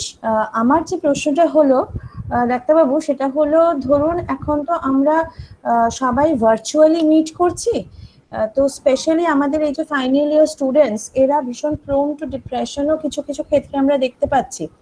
তো অ্যাজ টিচার্স আমরা কিভাবে সেই সিমটমগুলো রেকগনাইজ করব, যে আমাদের কোনো স্টুডেন্টের সত্যি কোনো মানে এই ধরনের কোনো সাইকিয়াট্রিক কিছু সমস্যা বা মেন্টাল হেলথ সমস্যা যেটাকে বলে দেখা যাচ্ছে এই পরীক্ষা বা এগুলোর অনিশ্চয়তার কারণে? এটা হচ্ছে একটা ওয়ারি বা অ্যাংজাইটি, যেটা আমাদের সকলের মধ্যেই থাকে, যেটা হেরিডিটি ভাবে কারোর মধ্যে কম, কারোর মধ্যে বেশি। আমি এখন যেরকম এই লকডাউন পিরিয়ডে মেদিনীপুরে বেশ কিছু পেশেন্ট দেখেছি, পয়লা বৈশাখ থেকে শুরু করে 20-25 দিন এক লাগারে দেখলাম। তার মধ্যে অনেক যুবকই এসছে, তারা অ্যাকিউট প্যানিক ডিসঅর্ডার, মানে তারা ঘুমোতে পারছে না, তার বুকটা ধরপড় করছে, মনে হচ্ছে এক্ষুনি কিছু একটা ঘটে যাবে। অর্থাৎ এই যে একটা অ্যাকিউট অ্যাংজাইটি স্ট্রেস আর কি। তো সেটার জন্য যে একটা প্রশ্ন বোধহয় একটু সুন্দর হবে। একটা হচ্ছে যে ঘুমোতে পারছে তো ঠিক মতো, খেতে পারছে তো ঠিক মতো? হ্যাঁ ম্যাডাম, খেতে পারছি, ঘুমোতে পারছি। আচ্ছা, আর পড়াশোনায় মনটা কনসেন্ট্রেট করতে পারছো তো? এই কথাগুলো বলা, এবং এদেরকে বলা যে এই যে চিন্তাটা তোমার মধ্যে আসছে, এটা কিন্তু যুবকদের জন্য সত্যিকারের এই রোগটা কোনোভাবেই মারণ ব্যাধি নয়। তোমরা বোধহয় অযথা চিন্তা করে পড়াশোনার ক্ষতি করবে না। আর সেরকম যদি কাউকে দেখা যায় যে সত্যি সে কোনো রকম ভাবেই পড়াশোনা করতে পারছে না বা কোনোভাবেই সে নিজেকে ম্যানেজ করতে পারছে না, সেক্ষেত্রে একটা মনোবিদের শরণাপন্ন হওয়ার দরকার থাকতে পারে, সেটা এক্সট্রিম কেসে। মানে পজিটিভলি তাকে কাউন্সিল করে অফোর্ড করে, এই কাউন্সিলিংটা সবসময় চালু রাখতে হবে। আমি যেরকম বলি যে পরীক্ষার সময় এই প্রশ্নপত্রটা স্যারের কাছ থেকে টেনে নিয়ে সঙ্গে সঙ্গে লিখতে শুরু করলাম, এরকম ব্যাপারটা যেন না। যেটা আমি বারবার লিখেছি পরীক্ষায় ভীতি কাটাবার উপায় হিসাবে। পরীক্ষার প্রশ্নপত্রটা নিয়ে কিছুক্ষণ নিবিষ্ট মধ্যে চিন্তা করে কেউ কেউ কেউ মন্ত্র উচ্চারণ করে, আমি ক্ষেত্রে গায়ত্রী মন্ত্র কিছুক্ষণ নিরন্তর করে মনটাকে মনোনিবেশ করা, কেউ ইনসান আল্লাহর নাম করতে পারে, কে যে কোনো কিছু নাম, বাবা মায়ের কথাও চিন্তা করতে পারে, বলে মনটাকে ধ্যানস্থ করা। ধ্যান মানে কি, শরীরটাকে যথাসম্ভব শিথিল করে, যথাসম্ভব রিল্যাক্স করে, যথাসম্ভব করে। এখন বোধহয় হায়ার সেকেন্ডারি পরীক্ষা বা অন্যান্য পরীক্ষার বোর্ডের পরীক্ষার আগে কোশ্চেন দেওয়ার পর 10 মিনিট, 15 মিনিট, 20 মিনিট একটা ইন্টারভ্যাল দেওয়া হয় শুধু মনটাকে স্থির করবার জন্য। তো সেইটাই বলবো যে পরীক্ষার আগে ধ্যান, যে কোনো মানে বড় কাজের আগে মনোসংযম বাড়াবার জন্য এক পৃষ্ঠে বসে বা একটা সিটের মধ্যে বসে কিছুক্ষণ ধ্যানমগ্ন থাকা, বাইরের সংযোগটা কেটে নিয়ে নিজের ভেতরে যতদূর সম্ভব চিন্তার জালটাকে ছিন্ন করে মনকে স্থির করে কিছুক্ষণ বসে থাকা। এবং তার সঙ্গে অবশ্যই থাকবে শারীরিক হাঁটা চলা করা বা ছোটখাটো ব্যায়াম, দৌড়, এগুলো ছোটখাটো যেরকম খেলা এলাকার মধ্যে এই আবহাওয়া যতদূর সম্ভব সেগুলো থাকবে। এবার দ্বিতীয় যিনি প্রশ্ন করতে চান একটু করুন। হ্যাঁ ডাক্তারবাবু, আমি অর্পিতা চক্রবর্তী বলছি। আমার প্রশ্ন হলো, যোগ ব্যায়ামও কি ফোবিয়া কাটিয়ে ওঠার জন্য একটা মহৎ হাতিয়ার হিসেবে কাজ করে? হ্যাঁ, অবশ্যই করে। যোগ ব্যায়াম বলতে, যোগ মানে হচ্ছে মন, শরীর ও আত্মার সঙ্গে যেটা একটা ইকুইলিব্রিয়ামে আনা। মন, আমাদের মাইন্ড, মানে মেন্টাল, বডি মানে ফিজিক্যাল, এবং স্পিরিচুয়াল বলা যেতে পারে, সোলের কথা যদি বলি, আত্মাকে একটা ইকুইলিব্রিয়াম, এক ভারসাম্যতে আনা। এটা আনতে সাহায্য করে কিছুটা যোগ ব্যায়াম। এই যোগ ব্যায়াম যদি আমরা সত্যিকার ঠিক মতো অভ্যাস করতে পারি, যোগের সঙ্গে কিছু কিছু ব্যায়ামও আছে, কিছু নিঃশ্বাস প্রশ্বাস ছাড়ার ঘটনাও আছে, কিছু মানে ক্রিয়া আছে, সেই ক্রিয়াগুলো করতে পারি, তাহলে আমাদের মন অনেকখানি মুক্ত হবে। মুক্ত হলে পরে আমরা যে কোনো কাজেই, সেটা পরীক্ষার খাতা দেখার কাজেও সাফল্য পেতে পারি, আবার পরীক্ষা দিতে গিয়ে যে ছাত্রছাত্রী তারাও সাফল্য পেতে।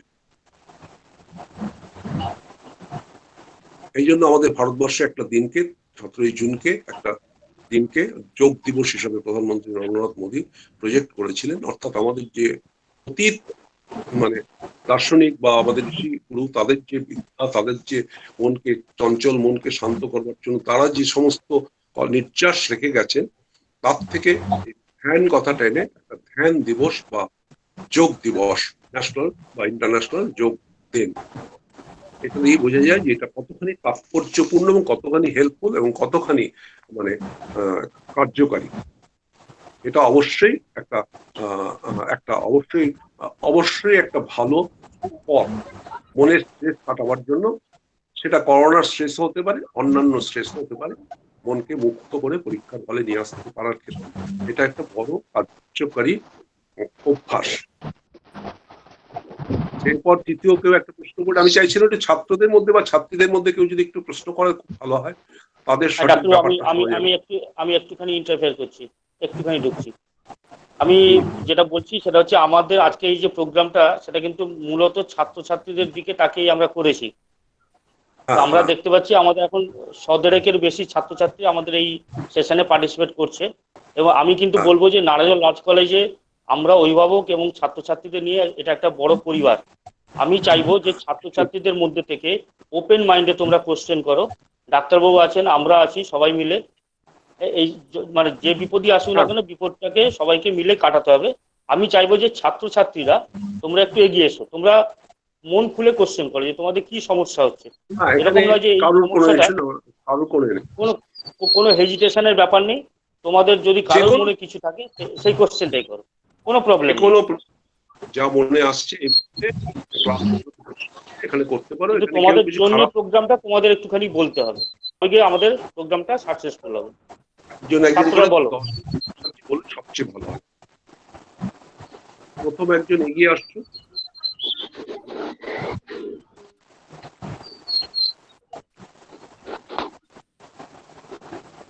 আমি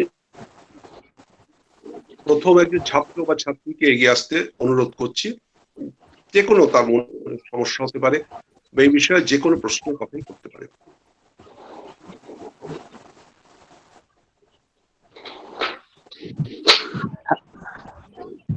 স্যার, আমি রনক জানা। আমি একটা প্রশ্ন করতে চাই। হ্যাঁ বলুন বলুন। হ্যাঁ স্যার, তো আমি নারিজল কলেজেরই ছাত্র। স্যার, আমার যেটা প্রশ্ন সেটা যে আমরা এই কিছুদিন খবরের মধ্যে শুনতে পাচ্ছি যে কোভিড-19 যে সিমটমস হিসেবে স্কিন র্যাশ বা স্কিন প্রবলেম যেগুলো হয় সেগুলো দেখা যাচ্ছে। তো স্যার, এই ব্যাপারে যদি আপনি কিছু বলেন, মানে আমি ঠিক জানতে চাইছি যে কিরকম স্কিন প্রবলেম হলে আমাদের সচেতন হওয়া প্রয়োজন, বা আমাদের বোঝা যেতে পারে যে এটা কোভিড-19 লক্ষণ কিনা। এই ব্যাপারে একটু যদি আপনি বলতেন। বলছি, এখন কোভিড-19 সম্পর্কে যেটা জানা গেছে, কোভিড-19 মানে কথাটা হচ্ছে করোনা ভাইরাস ডিজিজ 2019, সেটা ডিসেম্বর মাসে প্রথম শুরু হয়েছিল। করোনা ভাইরাস ডিজিজ, সি হচ্ছে করোনা, কিও, ভি হচ্ছে ভাইরাস, আর ডি হচ্ছে ডিজিজ। এটা কিন্তু একটা ইনিশিয়াল সিমটম সাধারণত হয় না, তবে অনেকগুলো ছবি আমরা পেয়েছি, অনেকগুলো ছবি আমরা দেখেছি।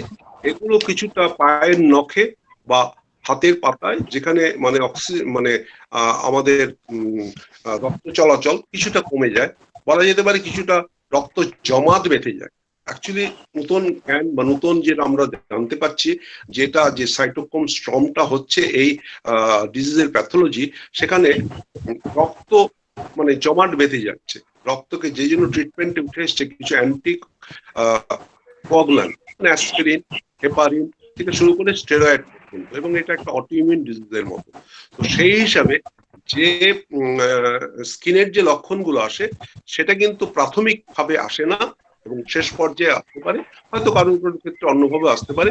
এটা হচ্ছে এক্সট্রিমিটিতে আসবে, বা কোনোখানে যেমন ব্লাশিং হয়ে যায় না, ব্লাশিং হয়ে যে লাল হয়ে যায়, বা পাহাড় পর্বতে যেটা আমরা দেখি, পাহাড়ের মেয়েদের টুকগুলো ফেটে গিয়ে লাল হয়ে গেছে বা কস্টিং হয়ে গেছে, এইরকম কিছু কিছু লক্ষণ আমরা দেখতে পেতে পারি। কিন্তু এটা দেখে সতর্ক হওয়ার কিছু নেই। প্রথম যে সিমটম গুলো, গায়ের টেম্পারেচার বৃদ্ধি, জ্বর, সর্দি কাশি, বা তার সঙ্গে মানে খুব বড় সমস্যা হচ্ছে শ্বাসকষ্টের সমস্যা। শ্বাসকষ্টের সমস্যাটা হলে খুব দ্রুত ছড়াতে থাকে, এটা আমাদের জানতে হবে। থ্যাংক ইউ স্যার, এটাই জানার ছিল আমার। হ্যাঁ, এরপরে কেউ একজন বলুন, যার যে সিমটম সম্পর্কে প্রশ্ন আছে করুন। হ্যালো স্যার, আমার একটা কোশ্চেন ছিল। হ্যাঁ বলুন। বলছি, এমনি নর্মাল সর্দি কাশি শ্বাসকষ্ট আর করোনা ভাইরাস ডিসিজ, সর্দি কাশি শ্বাসকষ্ট মানে ডিফারেন্স কি করে করবো যে ওটা করোনা ডিসিজ হয়েছে আর এটা নর্মাল? এটা খুব একটা ক্রিটিক্যাল কোশ্চেন, মানে ভালো কোশ্চেন। আমি কি করে ডিফারেন্সিয়েট করব? অ্যাকচুয়ালি এইটা ডিফারেন্সিয়েট করবার ক্ষমতা মানে সাধারণভাবে জনসাধারণের মধ্যে নেই। যদি মনে হয় যে আমার জ্বরটাও বেশি বা কাশিটাও বেশি, সেক্ষেত্রে আমাদের সরকারি স্বাস্থ্য ব্যবস্থায় যে ফিভার ক্লিনিক চালু করা হয়েছে, বা যে কোনো একজন ডাক্তার তার কাছে শরণাপন্ন হতে হবে, কারণ এই থেকে শ্বাসকষ্ট শুরু হওয়া পর্যন্ত অপেক্ষাটা করা যাবে না। যদিও এটা সিজন চেঞ্জের সময় জ্বর সর্দি কাশি হবেই, সর্দি কাশির হ্যাঁ, এবং এটা 3-4 দিন গড়িয়ে গেলে, অথবা এটা যদি সিমটম আসে, তবে তাকে অবশ্যই নিকটবর্তী স্বাস্থ্য সবচেয়ে কাছের যে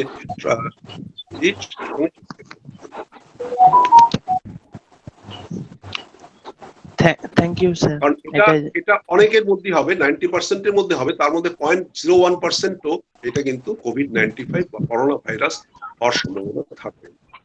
তবুও আসবেই মনের মধ্যে এই চিন্তাটা। Thank you sir. ওয়েলকাম। ছাত্রীদের মধ্যে থেকে কেউ একজন বলুন, আপনাদের মনের মধ্যে কিরকম চিন্তা আসছে তার একটু জানার চেষ্টা করি।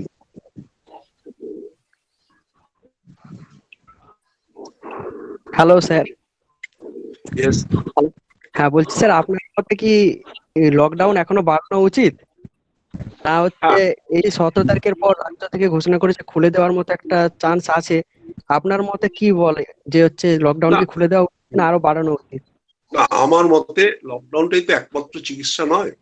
কারণ লকডাউন দিয়ে আমরা দেখছি যে রেজাল্ট 6 সপ্তাহের কাছাকাছি লকডাউন হয়েও আমরা কিন্তু ওই গ্রাফটাকে, যেটাকে বলি যে খানিকটা নিচের দিকে এপিডেমিওলজিক্যাল যে গ্রাফটা, অর্থাৎ কেস দিয়ে আমরা আমাদের public health institute of public health epidemiology যেটা পড়ছিলেন, যে কার্ভটা একটা স্টেজে গিয়ে প্লেটুতে দাঁড়িয়ে যায়, মানে সমান হয়ে যায়, ফ্ল্যাট হয়ে যায়, তারপরে আস্তে আস্তে কার্ভটা নিচের দিকে নামতে শুরু করে। আমাদের কিন্তু সেইটা এখনো আসেনি। এখন কালকে পর্যন্ত 2000 ছিল, তারপর হঠাৎ 4000, এরপর 6000। এটা কিন্তু যারা হেলথ এক্সপার্ট কমিটি তারা সিদ্ধান্ত নেবে।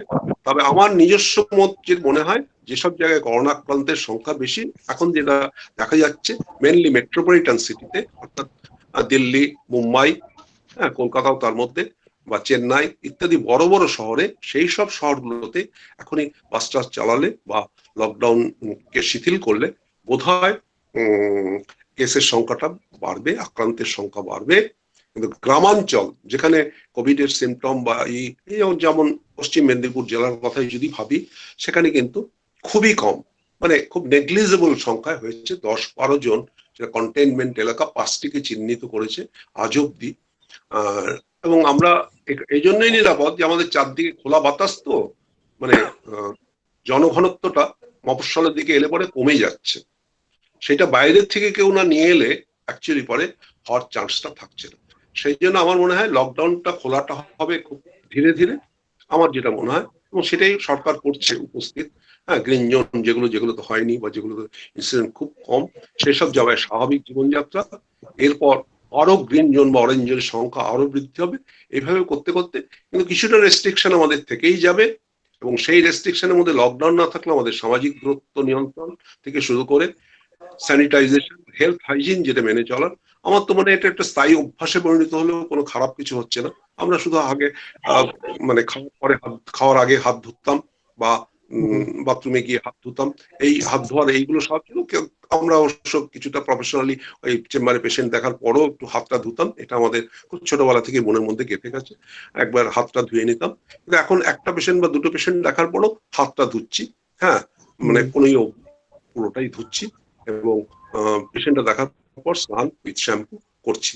এই যে বিধিনিষেধ গুলো, বাইরে থেকে ঘুরে এসে ভালো করে ধুয়ে নেওয়া, গ্লাভসটা ইউজ করে আমার সংক্রমণ অন্যকে না দেওয়ার ইচ্ছা। যেরকম একজন ছাত্র প্রশ্ন করলেন যে আমার জ্বর নাই হলে কি করব, প্রথমেই তার স্বাস্থ্যবিধিগুলো ব্যাপারে আরো বেশি যত্নশীল হতে হবে, অর্থাৎ গ্লাভসটা দরকারে ডাবল গ্লাভস ব্যবহার করতে হবে। অনেকে এর সঙ্গে আমরা এখন একটা ব্যবহার করছি ফেস শিল্ড আর কি, একটা ট্রান্সপারেন্ট পাতলা কাচের জিনিস, ঢাকনা, সেটাও ইউজ করা যেতে পারে। এই জিনিসগুলো, এবং তার সঙ্গে সোশ্যাল ডিস্টেন্সিং, তার সঙ্গে কোনো জমায়েত না করা বা ভিড়ভাট্টায় না যাওয়া, বেশি ভিড়ের জায়গায় না যাওয়া, এই যে বিধিগুলো থাকবে, এই বিধিগুলো কিন্তু আগামী 1-2 বছর থাকবেই।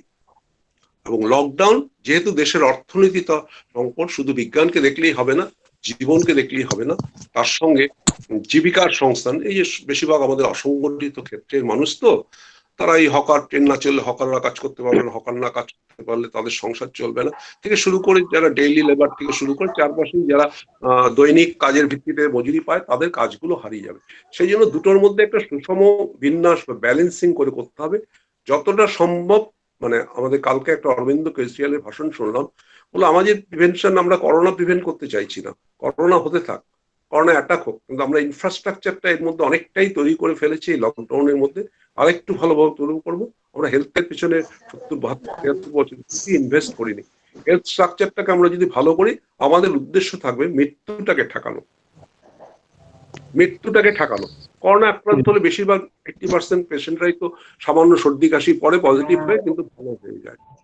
সেই জন্য লকডাউনটা যদিও সরকারি সিদ্ধান্ত, আমি বলবো এটাকে খুব নিয়ন্ত্রিত ভাবে, সুচিন্তিত ভাবে তোলা উচিত, সমস্ত দিক মানে হ্যাঁ, বলুন আর কার কি প্রশ্ন আছে? আপনাদের কারোর কি বিঘ্ন জন্য একটা কথা জানতে চাইছি, আপনাদের কারোর মধ্যে এই করোনা নিয়ে চিন্তার জন্য কোনো পড়াশোনা বা প্রস্তুতিতে কারোর কি কোনো বিঘ্ন হচ্ছে না হচ্ছে না? না স্যার। হ্যাঁ বলুন। বলছি স্যার, এই সিচুয়েশনে পড়াশোনায় মানসিকতা ঠিকঠাক ভাবে আনবো কিভাবে? মানে পড়তে বসছি, বললাম মনটাকে মুক্ত রাখার জন্য, ওই জন্যই বললাম যে এটা বিশাল একটা ভীতিপ্রদ কিছু ব্যাপার নয়। যে বয়সে আপনি রয়েছেন সেই বয়সটা এটা স্ট্যাটিস্টিক্যালি খুব ইনসিগনিফিক্যান্ট, 0.01% মতো। এবার মনটাকে মুক্ত রাখতে হবে। হ্যাঁ, মনটার মধ্যে অন্য কোনো চিন্তা না রেখে আমি যেদিকে এগোতে চাইছি, আমি যা হতে চাই, আমি যদি টিচার হতে চাই তাহলে আমাকে ভালো রেজাল্ট করতে হবে। আমি যদি অন্য কিছু হতে চাই তার জন্য আমার পরীক্ষার ফলটা যাতে ভালো হয়, তার জন্য মনটাকে পরীক্ষার সাবজেক্টগুলোর মধ্যে যেটা পড়ছি, যেটা সামনে আছে সেটার প্রতি আরো গভীরভাবে নিবিষ্ট করতে হবে। এই চিন্তাটা বিজ্ঞানীরা আছে, দেশের স্বাস্থ্য কর্মীরা আছে, তারা কিন্তু এটা নিয়ে নিরন্তর চিন্তা করছে। তাদেরকে আমরা দিন রাত পরিশ্রম করতে বাধ্য করছি। কাজে এটার জন্য ছাত্রছাত্রীদের কথা চিন্তা করে কোনো লাভ হবে না। হ্যালো, বলছি স্যার আমার বলছি হ্যালো স্যার, হ্যালো বলুন। হ্যালো বলুন। বলছি স্যার যে এই যে টেস্ট হচ্ছে করোনা টেস্ট, এখন তো শুনছি আবার বাড়ি বাড়িও টেস্ট হবে, তো এই টেস্টের মাধ্যমেও কি করোনা ছড়াতে পারে? বিকজ এটা হচ্ছে সেই কপালে যে টেম্পারেচার চেক করার যে টেস্টটা, ওটা তো একদম কপালের কাছ থেকে টেস্ট করা হচ্ছে। আর ওটাকে বলে থার্মাল গান টেস্ট। ওটা হচ্ছে আমার মানে ক্লিনিকেও আমি শুক্রবার থেকে চালু রাখছি আর কি। থার্মাল টেস্ট হচ্ছে 1 ফিট দূরের থেকে বডি টেম্পারেচারটাকে নোট করে, বডি টেম্পারেচারটাকে। হ্যাঁ, ওটা শুধু টেম্পারেচারটা ভেসে আসে, ওটা কিন্তু ব্লাড টেস্ট নয়, ব্লাডের সঙ্গে কোনো সম্পর্ক নেই। তাছাড়া ব্লাড যখন টানা হয় সেটা তো তোমরা প্রত্যেকেই জানো যে একটা অ্যাসেপটিক ওয়াতে, যেমন রক্তের জন্য টানুন, যে কোনো একটা স্পিরিট বা কিছু ইউজ করে আস্তে করে স্টেরাইল হাত দিয়ে, স্টেরাইল সিরিঞ্জ দিয়ে স্টেরাইলিটি মেনটেন করেই তোলা হয়। সেই চান্সটা কিন্তু প্র্যাকটিক্যালি নেই। আর তাছাড়া টেস্ট তো সবার হবে না। এই ভারতবর্ষে 130 কোটি জনসংখ্যার জন্য 130 কোটি জনসংখ্যাকে টেস্ট সম্ভব নয়, পৃথিবীতে কোথায় হয়নি। এখানে যদিও বলেছে যে টেস্ট অ্যান্ড টেস্ট, তারা 4টে টি এর উপর খুব জোর দিয়েছে। প্রথমে হচ্ছে ডিটেকশন, 2 নম্বর হচ্ছে কন্টাক্ট ট্রেসিং, মানে তার সংস্পর্শে যারা আসছে তাদেরকে, 3 নম্বর হচ্ছে ট্রেস, 4 নম্বর হচ্ছে ট্রিটমেন্ট। এখন 5 নম্বর আর একটা জিনিস হচ্ছে অ্যাওয়ারনেস। যে করোনা সংক্রমিত হয়েছে বা যে করোনার সংক্রমিত সংস্পর্শে এসছে তাদেরকে আমরা যাতে সামাজিকভাবে বয়কট না করি, এই ব্যাপারটা বিশেষ করে ছাত্র সমাজের মধ্যে খুব প্রখরভাবে বাধা দিতে হবে। এমনকি যারা করোনা হাসপাতালে কাজ করছে তাদেরকে এখানে ঢুকতে দেবো না। আর যে করোনা পজিটিভ হয়ে যে ভালো হয়ে এসছে তার মধ্যে কিন্তু অ্যান্টিবডি হয়ে গেছে, তাকে শুধু যাতে কোনো ক্রমে অ্যাক্সিডেন্টাল কন্টামিনেশন না হয় আমরা যেহেতু জানি না, সেই জন্য বলেছি আরো 15 দিন অতিরিক্ত বাড়িতে আপনারা থাকবেন, ঘরবন্দি, মানে হোম আইসোলেশন, হোম কোয়ারেন্টাইনে। তার মানে এই নয় যে তার থেকে করোনা ছড়াবে, তবুও একটা সতর্কতা, অতিরিক্ত সাবধানের মান নেই, এইভাবে আমরা বলেছি। কিন্তু তারা বাড়িতে আসলেই তাদেরকে কেউ ঢুকতে দেবে না, তাদেরকে কেউ পাড়া থেকে বয়কট করা হবে, এই বিরুদ্ধে অ্যাওয়ারনেসের বিরুদ্ধে। খালি টেস্ট এই কথা যেমন বলেছি সেরকম বলেছে ডিটেকশন, কন্টাক্ট ট্রেসিং, তারপরে বলছে সোশ্যাল ডিস্টেন্সিং, আর তারপরে বলেছে টেস্ট অ্যান্ড ট্রিটমেন্ট। ট্রিটমেন্টের পার্টটা এখনো পর্যন্ত আমরা বিজ্ঞানীরা বা স্বাস্থ্য বিজ্ঞানী যারা আছে তারা কিন্তু এখনো কেউ খুব ভালোভাবে মানে একটা মডেল ট্রিটমেন্ট বেরোয়নি। যেমন সিমটোমেটিক তেমন ট্রিটমেন্টই করা হচ্ছে।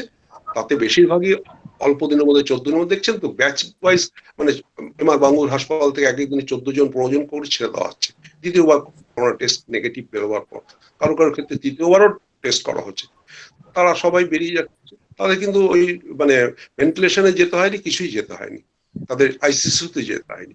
আইসিসিউতে বা ভেন্টিলেশনে যাদের যেতে হয়, যাদের প্রি এক্সিস্টিং ডিজিজ রয়েছে, তাদের ক্ষেত্রে হঠাৎ অক্সিজেনের অভাব হয়ে গেলে বা লাঙে এম্বলিজম হয়ে গেলে তখন তারা ওইসব জায়গায় যাচ্ছে, সেইখানে মৃত্যুর হারটা বেশি। Hello sir. নমস্কার স্যার। হ্যালো, বলুন। নমস্কার স্যার, আমার একটা প্রশ্ন ছিল। হ্যাঁ, সুপ্রিয়া চাকি। নমস্কার স্যার, বলছিলাম যে এই মুহূর্তে কিভাবে নিজেকে পজিটিভ চিন্তা ভাবনার মধ্যে রাখবো? ওই যে বললাম, কিছুটা ধ্যান, কিছুটা আমাদের দিদিমণি বললেন যোগাসন, যে যতটুকু আমরা সাধ্য শিখে নিয়ে পুষ্টিকর আহার। আমি যেরকম বাড়িতে নিজে খাচ্ছি বা নিজের স্ত্রীকেও দিচ্ছি, একটা করে লেবু, একটা করে অরেঞ্জ। হ্যাঁ, একটা লেবু বা অরেঞ্জ জাতীয় ফলের তো দাম বেশি নয়, 1 টাকা 2 টাকা 4 টাকায় খরচা। সেটা খেয়ে ইমিউনিটিটা যাতে ভালো থাকে, যাতে ঘুমটা আমাদের কোনো কারণে বিঘ্নিত না হয়, আমরা যদি একটু পর্যাপ্ত খাবার, পর্যাপ্ত এক্সারসাইজ এবং পর্যাপ্ত নিজের স্যানিটাইজেশন, অর্থাৎ বারবার হাতটাকে ধোয়া, বারবার সুন্দরভাবে স্নান করা, সাবান মেখে, হ্যাঁ, চুলের মধ্যে ইনফেকশন যাওয়ার চান্স থাকে বলে যাদের লম্বা চুল তাদের শ্যাম্পুর সংখ্যাটা খুব বেশি মাত্রায় বাড়ানো, তাদের 2-4টা চুল পড়ে গেলেও কোনো ক্ষতি নেই, কারণ আমাদের মানে হাইজিনটা আগে এখন। আচ্ছা স্যার, হ্যালো স্যার, কতক্ষণ স্যার কতক্ষণ এক্সারসাইজ করতে পারবো, মানে কতক্ষণ করা উচিত এই মুহূর্তে? না, আমার মতে 40 মিনিট থেকে 60 মিনিট এক্সারসাইজ করা উচিত, মানে যা আমরা এক্সারসাইজ বলি। হ্যাঁ, আর মানে কত লিটার জল খাওয়া উচিত? জল আমাদের সারাদিনে যার যেরকম, জলের পরিমাণটা? হ্যাঁ, 3 থেকে 4 লিটার জলই যথেষ্ট, কারণ আমরা যে জল খাই, জল ছাড়াও যে খাবারগুলো খাই, যেমন তরমুজ খাই, তরমুজে তো প্রচুর জল থাকে জানেন আপনারা, আমিও জল থাকে, ভাতের মধ্যেও অ্যাকচুয়ালি 30-60% জল, 40 থেকে 60% বিভিন্ন ভাতের মধ্যেও জল, রুটি খেলেও জল, আলটিমেট খাবারের প্রোডাক্টের শেষ পর্যায়টা কিন্তু জলই থাকছে। সেই জন্য শুধু জল একটু বেশি খেলেও কোনো ক্ষতি নেই, দেখতে হবে জলটা যেন ভালো কোয়ালিটির জল হয়, কারণ অন্য জলে মানে ডায়রিয়ার সৃষ্টি হতে পারে বা ডিসেন্ট্রি সৃষ্টি। Thank you sir, thank you so much. Hello sir. হ্যাঁ স্যার, আমার একটা কোশ্চেন ছিল। হ্যাঁ হ্যালো স্যার। হ্যাঁ বলুন, একজনকে বলতে দিন আগে, তারপর শেষ। হ্যাঁ স্যার, আমি হচ্ছে ফাইনাল ইয়ারের স্টুডেন্ট। আমরা শুনছি যে লকডাউন কাটলে আমাদের পরীক্ষা হবে, ঠিক আছে, কিন্তু আমরা যখন পড়তে বসছি কিছুক্ষণ পড়ার পরে সেই সেম স্পিরিটটা থাকছে না, মানে এই বিভিন্ন ধরনের নিউজ যখন আমরা শুনছি বা দেখছি, ওই ধরনের খবরগুলো তখন মাথার মধ্যে চলে আসছে। এই জায়গা থেকে কিভাবে কনসেন্ট্রেট করবো? হ্যাঁ, বললাম না একটু আগে, আমাদের বন্ধু বলেছিলেন যে এই বিকেলবেলা একটা মেয়ের সঙ্গে কথা হলো, অনেকক্ষণই হলো, এই বারবার ওই চিন্তাগুলি আসছে। এটাও কিন্তু অনেকটা সেই চিন্তাই হয়ে গেল, যে পারিপার্শ্বিক চিন্তা থেকে মনটাকে মুক্ত করবার জন্য বই খাতা বন্ধ রেখে কিছুক্ষণ শরীরকে শিথিল করে নিয়ে, আমার মনে হয় ধ্যান, আমি সেটা সবসময় করি, এমনকি পেশেন্ট দেখার আগেও কিছুক্ষণ মনটাকে ধ্যানমগ্ন করে, ঈশ্বরের কল্পনা করে, হ্যাঁ, আমি যেন আমার কার্যে সাধ্য হতে পারি। হে মানে সরস্বতী বা হে বিধাতা, তুমি আমাকে সেই শক্তি দাও, যে শক্তিতে বলিলয় হয়ে আমি সমস্ত চিন্তা, সমস্ত নেতিবাচক চিন্তা, নেতিবাচক ধারণা, সেগুলোকে একপাশে সরিয়ে রেখে আমি খুব মানে দ্রুত বেগে নিজের অভীষ্ট সাধন পড়াশোনার দিকে মনকে নিয়ে যেতে পারি। Hello sir. স্যার বলছি যে এই সময় কি ঠান্ডা জল, কোল্ড ড্রিঙ্কস একবারে খাওয়া উচিত না? না, আমি বলবো কোল্ড ড্রিঙ্কসটা খাওয়া এই কারণে উচিত নয়, কারণ ওই একজন বললো না যে সর্দি কাশি জ্বর হলে পরে তো স্যার মনের মধ্যে টেনশন হয়ে কি করব। হ্যাঁ, বেশি ঠান্ডা বা বেশি গরম সিজন চেঞ্জের সময় সেগুলোর মধ্যে একটু হেলথ কনসাস থাকতে হবে। সেগুলো করে আমরা যদি সর্দি কাশি ভরে, আরো 5 জন লোক এর থেকে ভীতপ্রদ হবে। হ্যাঁ, এবং ডিফারেন্সিয়াল ডায়াগনোসিসের জন্য হয়তো আমাকে ডাক্তারের শরণাপন্ন হতে পারে, যেটা অন্য সময় হলে হতো না। সেই জন্য আমি বলবো যথাসম্ভব নিজের শরীরের যত্নটা 1 নম্বর প্রায়োরিটি। হেলথ ইজ ওয়েলথ, এই কথাটা এখন 1 নম্বর প্রায়োরিটি রাখতে হবে। Sir, Kaushik Santra, zoology department বলছি। হ্যালো। হ্যাঁ বলুন, শুনতে পাচ্ছি। স্যার, আমার একটা কোশ্চেন ছিল।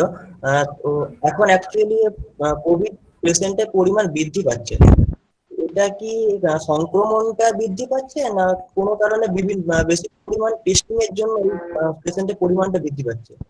না, কিছুটা একটা কোশ্চেন আছে না, কিছুটা টেস্ট। হ্যাঁ, আরেকটা বলুন। হ্যাঁ বলছি, আরেকটা স্যার, আমরা শুনছি যে শুকনো কাশি একটা কোভিডের জন্য একটা বড় লক্ষণ হতে পারে। অ্যাকচুয়ালি শুকনো কাশি কি কোভিডের জন্য লক্ষণ হতে পারে, না আমরা এমনি নরমাল যেটা ইনফ্লুয়েঞ্জা কাশি? না না না, শুধু শুকনো কাশিটা একটা ব্রঙ্কাইটিস, একটা ক্রনিক অবস্ট্রাকটিভ ব্রঙ্কাইটিসের কারণ হতে পারে। শুধু শুকনো কাশিটা মনে হয় না শুধু কোভিডের লক্ষণ হবে। যে কোনো একটা ক্লাস্টার অফ সিমটম আছে, তো একটা বা দুটো, একটা সিমটম হলে হবে না, অন্তত দুটো সিমটম হলে তবেই আমরা মানে বলবো, পরামর্শ দেবো যে ডাক্তারের সঙ্গে আপনার সরকারি স্বাস্থ্য ব্যবস্থার সঙ্গে যোগ করুন। আর যেটা বলছেন যে কেসটা যে বৃদ্ধি পাচ্ছে, হ্যাঁ নিশ্চয়ই কিছুটা তো টেস্টের জন্য হচ্ছে, কারণ আমরা কন্ট্যাক্ট ট্রেসিংটা খুব ভালোভাবে করে সেই কন্ট্যাক্ট থেকে যারা মাইট বি সাসেপ্টেবল তাদেরকেই তো এনে পরীক্ষাটা করছি। আমরা তো জনসাধারণদের পরীক্ষাটা নিয়ে যেতে পারিনি, পারা সম্ভবও নয়, কিন্তু আমরা যারা যারা কন্ট্যাক্টে এসছে, সে বিএসএফ হোক, সিআরপিএফ হোক, আরপিএফ হোক, এবং তাদের মধ্যে কেসটা তো খুব বেশি। এবং তাছাড়াও বলতে পারি যে হ্যাঁ, এখন গোষ্ঠী সংক্রমণের পর্যায়ে না গেলেও একজনের থেকে আরেকজনের সংক্রমণটা তো হচ্ছে। আগে তো শুধু বিদেশ যাত্রার ইতিহাস থেকে আসছিল, কিন্তু এখন বিভিন্ন ভাবে আসছে। কিন্তু যদি লক্ষ্য করে দেখেন, আমি বাইরে বেশি তাকাতে বলছি না, শুধু মেদিনীপুরের চিত্রটাই যদি দেখেন, মেদিনীপুরে ঘাটালে নন্দন নিজামপুর নন্দনপুর যে ছেলেটি বাইরে বিদেশে কলকাতা দিল্লিতে কাজ করতে গিয়ে এসেছিল, সে এলো, তার স্ত্রী হলো, তার মা, তিনজনে ওরা হলো হ্যাঁ, কিন্তু তিনজনই কিন্তু ভালো হয়ে গেল। হ্যাঁ, এরপর যদি দেখি যে বাকি যারা এলো, এগরায় কাজ করতে গিয়েছিল, এগরা থেকে একটা বিয়ে বাড়িতে, সেখানে আমেরিকা থেকে এসেছিল, সেখানে সিঙ্গাপুর থেকে লোক এসেছিল, কিভাবে এসছে জানি না, কিন্তু তাদের থেকে হয়ে কেউ একজন এলো নয়াবাদে প্রৌঢ় পিয়ারলেস চিকিৎসা হলো, ইত্যাদি হলো। বাকি যাদের চিকিৎসা হলো তারাও কিন্তু RPF তাদেরকে কোনো আধিকারিকরা ভুলক্রমে ওই ইসের সময় কি বলে এই কোভিড যুদ্ধের মধ্যে লকডাউন পিরিয়ডে পার্সেল এক্সপ্রেসে করে ওই অস্ত্রশস্ত্র মানে রাইফেল আনতে পাঠিয়েছে, এবং তারা এসে এখানে এসে ওই পৌঁছে পজিটিভ। হ্যাঁ, হ্যালো স্যার। স্যার বলছি ভবিষ্যতের জন্য র্যাপিড টেস্টিংটা পরিমাণ বৃদ্ধি পাবে, তো সেক্ষেত্রে কি করোনা পরিমাণে বৃদ্ধি পাবে, তো সেটা কি অতিরিক্ত ভয়ের কোনো কারণ হতে পারে? না না, অতিরিক্ত বৃদ্ধির কোনো লক্ষণ এখনো দেখা যাচ্ছে না, কারণ এখনো পর্যন্ত 1 মাসের মধ্যে আমাদের দৈনিক আক্রান্তের সংখ্যা কালকে ছিল সর্বাধিক 4000, যেটা মানে 130 কোটি জনসংখ্যার মধ্যে যথেষ্ট কম। জনঘনত্বের বিচারে যে জায়গাগুলো মানে একটু ওয়াইড ওপেন জায়গা, সেই সব জায়গায় হওয়ার সম্ভাবনাটা খুবই কম। এটা এখনো কোনো মারাত্মক জায়গা আছে, কিন্তু আমাদের সতর্ক থাকতে হবে, সাবধানী থাকতে হবে, কিন্তু প্যানিকই হলে চলবে না। প্যানিক হলে চলবে না, কারণ আমরা ট্রিটমেন্টের জন্য অনেকটাই আছি। আপনাদের বাড়ির কাছাকাছি যেটা মেচোগ্রামে বড়মা হাসপাতাল বলে জায়গা, এবং সেখানে রেজাল্ট আজ পর্যন্ত যে কজন গেছে সবাই ভেন্টিলেশন দিতে হয়নি, কাউকে ICU তো দিতে হয়নি, সবাই ভালো হয়ে পজিটিভ হয়ে ভালো হয়েই বাড়ি ফিরে গেছে। হলদিয়া থেকে খড়গপুর বাহিনী লোকেরা। হ্যাঁ স্যার, হ্যালো, আমার একটা কোশ্চেন ছিল। হ্যাঁ বলুন। হ্যালো স্যার, আমার একটা কোশ্চেন ছিল আপনার কাছে। হ্যাঁ বলুন। হ্যাঁ, অর্ঘ কোশ্চেন বলছি যে স্যার, আপনার কি মনে হয় যে আগামী কতদিন পর্যন্ত এই সংক্রমণটা চলতে পারে, বা এই সংক্রমণটা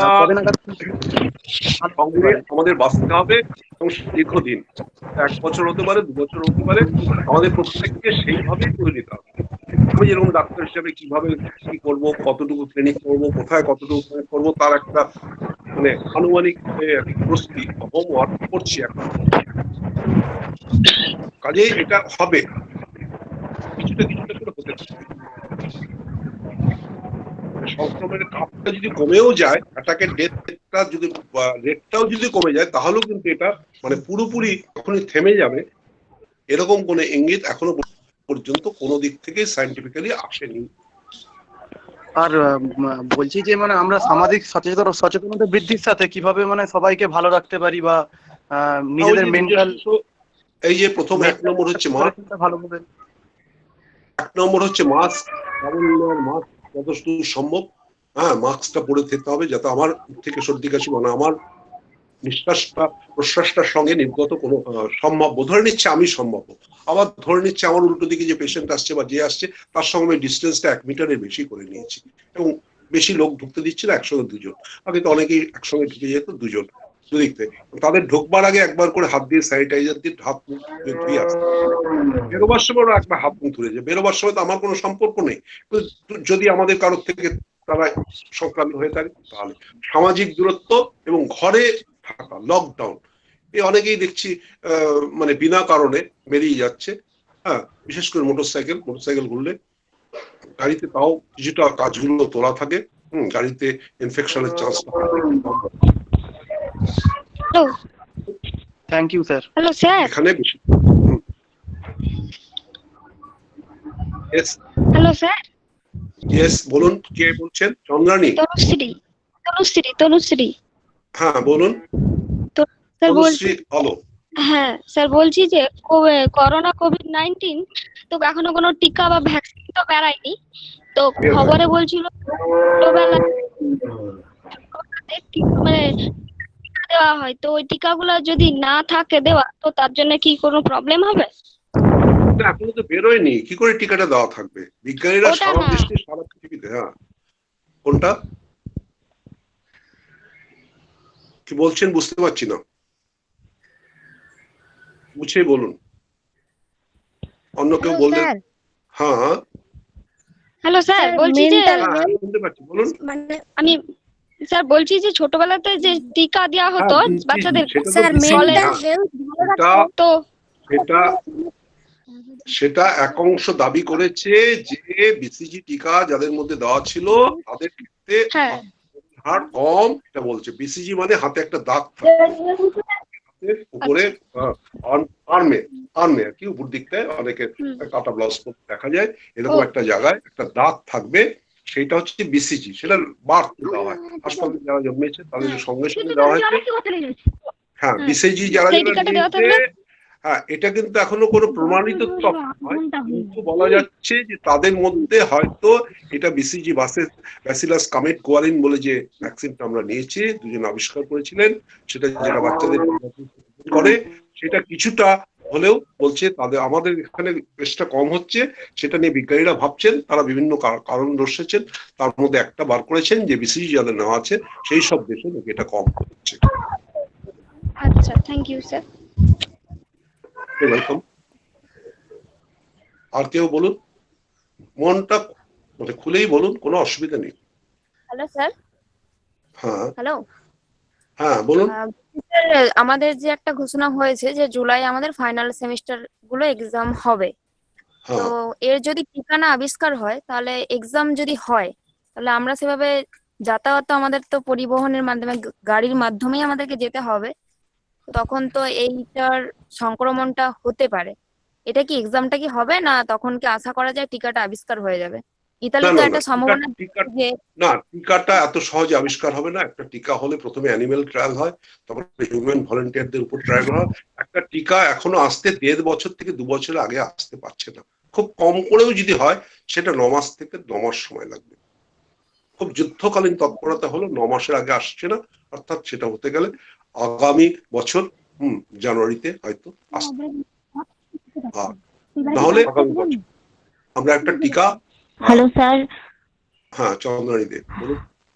হ্যাঁ স্যার, বলছি আমাদের এই যে পরীক্ষাটা যে হতে হবে জুলাই বা জুনের দিকে যে হবে শুনছি আমরা, আর এদিকে আমরা এটাও শুনছি যে কোভিড-19 এর কোনো টিকা বা ভ্যাকসিন এখনো আবিষ্কার হয়নি বা সেটা প্রস্তুতির পথে চলছে, তো সেটা হতে তো অনেকটাই সময় লাগবে। তো মিনিমাম আপনি বলছেন যে বছর খানেক তো লাগবেই যুদ্ধকালীন তৎপরতা করলেও, তাহলে তখন আমরা এই রকম একটা মুহূর্তে পরীক্ষা আমরা দিতে যদি যাই সেখানে তো সংক্রমণ হওয়ার একটা ভয় থেকেই থাকে। চান্স নেই যদি আমরা ন্যূনতম স্বাস্থ্যবিধিগুলো মেনে চলি, অর্থাৎ মুখে মাস্ক পরে আসি, বাড়ি থেকে বেরোবার সময় মাস্কটা পরে আসি, হ্যাঁ, যেখানে যেখানে টাচ করছি সেই জায়গাগুলোর পর যদি আমরা একটু হাতটা সাবান দিয়ে ধুই, হ্যাঁ, সঙ্গে স্যানিটাইজার অনেকে নিয়ে ক্যারি করছেন, সঙ্গে একটা স্যানিটাইজার ছোট্ট বোতল, দাম বেশি নয়, কিনে রাখতে পারেন, একটা সাবানও রাখতে পারেন। পরীক্ষা হলে ঢোকার সামনে নিশ্চয়ই এই ব্যবস্থাটা থাকবে। হ্যাঁ স্যার, আরেকটা কোশ্চেন ছিল আমার আসলে স্যার, এবং সিটের মধ্যে দূরত্ব, এই দূরত্ব মেনটেন করে, হাইজিন মেনটেন করে, মাস্ক পরে সবাই পরীক্ষা দিলে সম্ভাবনাটা বাস্তবিক প্রায় নীল। হ্যাঁ স্যার বুঝতে পারছি, বাট আসল যে প্রবলেমটা সেটা হচ্ছে আমরা তো পরিবহন ব্যবস্থার মধ্যে তো যাচ্ছি, যেতে তো হবে আমাদেরকে কোনো রকম পরিবহন ব্যবস্থার সাহায্যে আমাদেরকে পৌঁছতে। তাতে সংক্রমণের ঝুঁকিটা কমে যাবে, মাস্কটা ভালো করে পরলে, চুলটা ভালো করে বেঁধলে। এমনকি অনেক মহামেডান মহিলাদের দেখেছেন নিশ্চয়ই যে তারা অনেক করে ওই ওড়নাটা দিয়ে মুখটাকে খুব ভালো করে চোখ দুটো পার করে মানে বেঁধে রাখে আর কি, অনেকটা ওরকম প্রোটেকশন নিয়ে আমাদের চলতে হবে, শুধু ওই মানে চোখটা বেরিয়ে আছে। আচ্ছা ঠিক আছে স্যার, আরেকটা প্রশ্ন ছিল, দেখুন আমাদের দেশের যে জনঘনত্ব, সেই ঘনত্ব অনুযায়ী আপনার মতে আরো কতদিন মানে লকডাউনের প্রয়োজন বলে মনে হয়? লকডাউনের প্রয়োজন আমার মনে হয় মেট্রোপলিটন সিটিতে আর একটু বাড়ালেও গ্রামাঞ্চলগুলোতে এই লকডাউনটা আর এক্সটেন্ডেড হবে না। আচ্ছা, এগুলো মানে নন পঞ্চায়েত এলাকা, মানে নন মিউনিসিপ্যাল এলাকা, পঞ্চায়েত এলাকা, সেই সব এলাকাতে এখন মনে হয় এটা হবে না। যেরকম আমাদের দেশে প্রথম শুরু হয়েছিল মানে করোনা অ্যাটাকটা কেরলে, তারা কিন্তু খুব সুন্দরভাবে মানে এ করে নিয়েছে, একজন মাত্র মৃত্যু হয়েছে এবং তারা এখন তাদের সংখ্যাটা খুব কম, একটা কি দুটো করে কেস হচ্ছে স্পোরেডিক। তো সেরকমই আশা করা যায় যে আমাদের গ্রামাঞ্চলে বা মফস্বল অঞ্চল যাকে আমরা বলি বা পঞ্চায়েত অঞ্চল বলি, সেগুলোতে এখনো পর্যন্ত এই এটা থাকবে আয়ত্তের মধ্যে। হ্যাঁ স্যার, বলছি এই কোভিড-19 যারা মানে সংক্রমিত হচ্ছে, সাধারণত মৃত্যু যাদের হচ্ছে তারা সাধারণত বয়স্ক যারা, তাদেরই মৃত্যু হচ্ছে এবং অন্যান্য রোগে ভুগে তাদের ইমিউনিটি এমনিতেই কমে আছে। তো সেই রকমই স্যার যারা ইয়াং, আমাদের মতো জেনারেশনে বা আমাদের থেকে হয়তো একটু বেশি বয়স, যারা ইয়াং জেনারেশন, তাদের মধ্যে হয়তো রোগের একটু প্রাদুর্ভাব আছে, যেমন ধরুন ব্রঙ্কাইটিস আছে বা হচ্ছে অ্যাজমা টাজমা এইসব আছে প্রবলেম যাদের, তো তাদের কি এই এতে কোনো সম্ভাবনা থাকে? না, আমি বলবো যে বয়স যদি কম থাকে, তাদের যদি সর্দি কাশি হয়, তাদের কিন্তু অল্পের মধ্যে অল্প সামান্য সিমটম হয়ে চলে যাবে, লাং পর্যন্ত গিয়ে লাংটাকে একদম মানে এম্বোলাইজ করে কোনো ব্যক্তির আমাদের মতো ইয়াং জেনারেশনে যাদের ঠান্ডা লাগলেই হয়তো খুব শ্বাসকষ্ট হয় প্রচন্ড পরিমাণে, হয়তো হসপিটালাইজড করতে হয়। অ্যালার্জির কারণে হতে পারে, কিন্তু তাদের লাং অন্য হয়নি, ডায়াবেটিস নেই, তাদের হাইপারটেনশন নেই, তাদের হৃদযন্ত্রের সমস্যা নেই, তাদের সুগারের সমস্যা নেই, তাদের কিডনির সমস্যা নেই, সেই সব সমস্যা যাদের নেই তাদের জুঝবার ক্ষমতাটা বেশি থাকবে। তাদের মৃত্যু এখনো পর্যন্ত আমাদের দেশে নেই বললেই চলে। হ্যাঁ স্যার, আরেকটা কথা ছিল যে দেখুন এইরকম একটা পরিস্থিতিতে আমরা সবাই একটা মানসিক রকম যুদ্ধ করছি বলা যায়, মানসিক ভাবেও আমরা চেষ্টা করছি এটা থেকে সার্ভাইভ করার, কারণ আমরা পরীক্ষার দিক থেকেও চেষ্টা করছি পড়াটা যেভাবে এগিয়ে রাখতে পারি, আর এপাশে একটা কোভিড-19 নিয়ে একটা সমস্যা চলছে, সবাই সেই নিয়েও একটা যথেষ্ট ভীতির মধ্যে আছে। তো এইরকম পরিস্থিতিতে দেখুন স্যার, কনসেন্ট্রেট করতে চেষ্টা করছি, হচ্ছে, বাট কিছুক্ষণ পর সেম মাথায় আসছে অন্য কথা, তারপর পেন করছে, খুব মাথাটা পেন করছে, তো কি প্রবলেম? ওইখানে আপনাকে ওইশাল ওভারকাম কিভাবে পাবো গানটা করতে হবে, ওইশাল ওভারকাম ওই গানটা করতে হবে। হ্যাঁ, we shall overcome, we shall overcome someday or other, we shall overcome, we shall overcome একটা গান ছিল, আমরা করবো জয়, আমরা করবো জয়, ছিল না? জানি। সেই গানটা আমাদের মনে মনে যখনই কোনো তোলা দেবে তখনই ওই গানটা গাইতে হবে যে আমরা হ্যাঁ বলুন স্যার, একটা কোশ্চেন ছিল যে আমরা স্যার আমরা সচেতনতা কিভাবে বাড়িয়ে তুলতে পারি? কি ভালো রাখার জন্য আমরা কিভাবে বললাম তো, কিভাবে সেটা সম্ভব? আহার যেরকম এখনকার ক্ষেত্রে আর কি, এখনকার সময় মানে ছাত্রছাত্রীদের ক্ষেত্রে আমি বলবো কেউ যদি মানে মোহামেডান হয় তার পক্ষে রোজা না রাখাটাই উপযুক্ত কাজ হবে। এবং বডি ইমিউনিটি ভালো রাখবার জন্য একটা সাইট্রাস ফ্রুট অর্থাৎ একটা লেবু বা একটা কমলা লেবু বা এই ফল টল গুলো বেশি করে খাওয়া ডাটা এটা যাতে ভালো হয়, 8 আওয়ার স্লিপ, আর হাঁটা চলার মাধ্যমে নিজের শরীরটাকে সক্রিয় রাখা অর্থাৎ এক্সারসাইজ। এবং মেন্টাল এক্সারসাইজ কি? মেন্টাল এক্সারসাইজ বলতে ধ্যান, যোগ যাই বলা হোক। হ্যাঁ স্যার, বলছি মেন্টাল এক্সারসাইজ সেরকম সাথে সাথে কি ফিজিক্যাল এক্সারসাইজেরও প্রয়োজন? না, মেন্টাল এক্সারসাইজ আলাদা সময়, হয়তো সকালবেলায় আমরা ফিজিক্যাল এক্সারসাইজ করলাম, মেন্টাল এক্সারসাইজটা অন্য কোনো একটা সময় হবে, ঘরে বসেই তো হবে, কিন্তু বাইরে যেতে হবে না। স্যার, আমরা পড়ায় কিভাবে করব? হ্যাঁ বললাম তো, পড়াশোনায় মন বসাটা অতীব কঠিন, সমস্ত অন্যান্য চিন্তা চলে আসে, এই জন্য মনটাকে নির্মল, মনটাকে মুক্ত রাখতে হবে, অন্য চিন্তাকে দরজা কপাট বন্ধ রেখে। হ্যাঁ স্যার, হ্যাঁ সেই অন্য চিন্তাগুলো ঠিক আছে, পথটা যদি একটু বলে দেন। হ্যাঁ, ওটা এই মুহূর্তে একটা সেখানে ধ্যান করতে গেলেও আমরা যখন চোখ বন্ধ করে বসছি কিছু করছি না, তখন অনেকটা সময় লেগে যাচ্ছে। শুনুন, যত চেষ্টাই আমরা করি আমাদের মনে কিন্তু কিছু চিন্তা আসা যাওয়া করবে।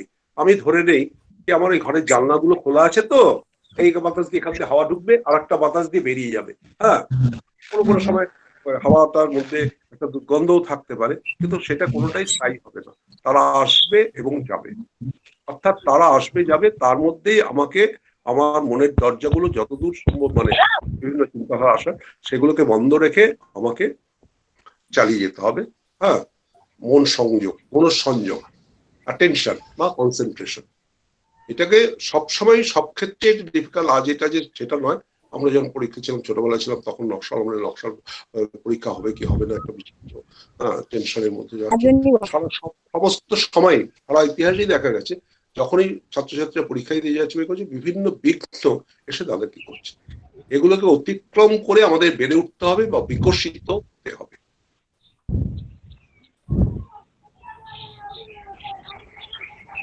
আর কেউ কোনো নতুন ধরনের প্রশ্ন করলে করুন, যে প্রশ্নগুলো হয়ে গেল তাকে। হ্যাঁ বলছি স্যার, এই যে অন্যান্য কান্ট্রি তার তুলনায় অনেকটা কম স্প্রেড করছে, তার কারণ কি এনভায়রনমেন্টাল?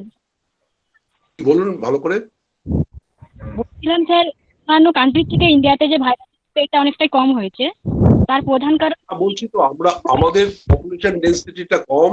হ্যাঁ, এবং আমরা লকডাউনটা অনেক আগেই ঘোষণা করেছি, আমরা কিছুটা সচেতনতার পরিচয় দিয়েছি। যদি এই সচেতনতার পরিচয়টা আমাদের সর্বস্তরে থাকে, তাহলে নিশ্চয়ই সংক্রমণ কম হবে।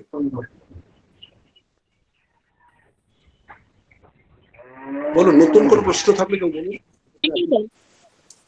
আচ্ছা, আমাদের ফ্যাকাল্টির মধ্যে কেউ কিছু বলার থাকলে একটু বলতে পারেন। নমস্কার স্যার। নিশ্চয়ই, ওয়েলকাম। হ্যালো, নমস্কার স্যার। নমস্কার। বলছি, আমার দুটো কোশ্চেন আছে।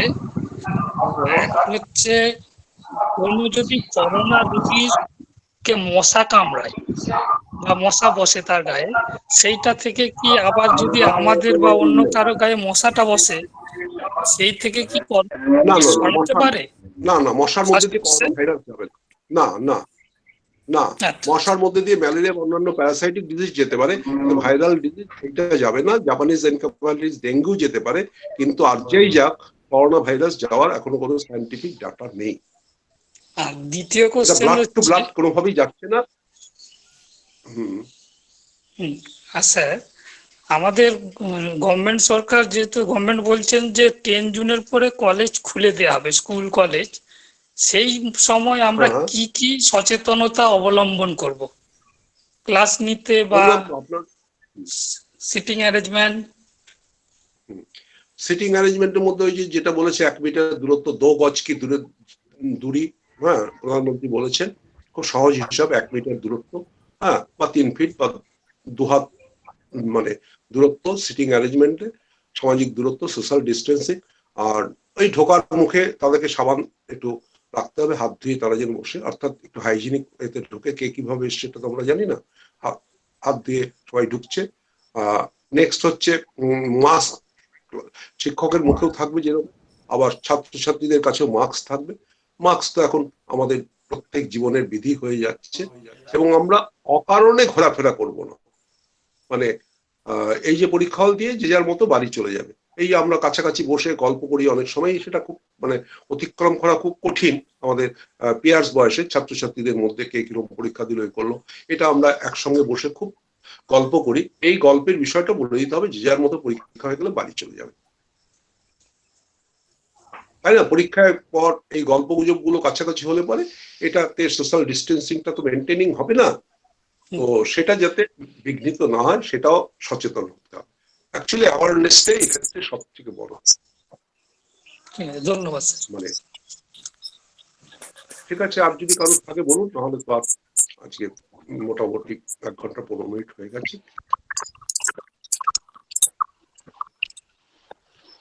স্যার, আমি রৌনক জানা। আমি সেই প্রথমে একবার আপনাকে একটা প্রশ্ন করেছিলাম, তো স্যার একটা প্রশ্ন করা হয়নি, যেটা হ্যাঁ স্যার, বলুন। না না স্যার, ম্যাথমেটিক্স নজরুল না, আমি রৌনক জানা বলছি। যাই হোক স্যার, আমার যে প্রশ্নটা হ্যাঁ, আমার যে প্রশ্নটা, যে আমাদের দিকে তো এমনিতে বাজারে বেরোতেই হয় কিছু না কিছু কেনার জন্য, তো স্যার এবার বাজার থেকে যখন কোনো কিছু জিনিস কেনা হয় তো সে খাবারগুলো বাড়িতে আনতে হয়, আর যদি টাকা ফেরত দেয় দোকানি তো সেই টাকাগুলোও নিতে হয়। তো ওই টাকাগুলো থেকে বা খাবারগুলো থেকে কি কোনো সংক্রমণের সম্ভাবনা আছে? আর দেখুন, সবজি তো ধুয়ে নেব, কিন্তু টাকাগুলো কিভাবে কি ম্যানেজ করা যাবে সেই ব্যাপারে যদি একটু জানান। টাকা বা খবরের কাগজের মধ্যে দিয়ে সংক্রমণ হয়েছে এখনো পর্যন্ত পৃথিবীতে এর কোনো এভিডেন্স নেই। আমি নিজেও যে টাকা নিচ্ছি বা টাকা দিচ্ছি কোনোটাই কোনো মানে রাখছি না। তবে হ্যাঁ, অনেকে থুতু বিক্রি টাকাটা দেয়, ক্ষেত্রে আমরা দেখেছি অনেক পেশেন্টই এখনো মানে স্বাধীনতা এত বছর পরেও সেটা যেন কেউ না করে, সেই টাকাটা নেওয়া যাবে না। তা নাহলে পরে টাকা নেওয়া দেওয়ার ক্ষেত্রে আর কোনো শাস্তি মানে বাধা নেই। হ্যাঁ, সবজি টবজি গুলো এনে আমরা যেটা করি এখানে বাড়িতে কাটে বা বাইরে কিছুক্ষণ রেখে দিই, হ্যাঁ, সো দ্যাট বাইরে যারা দিয়ে গেছে, অনলাইনে যারা দিয়ে গেছে সেগুলো যাতে সেটেল করে যায়, কিছুক্ষণ পর একটা সময় দিয়ে তারপর খুলি।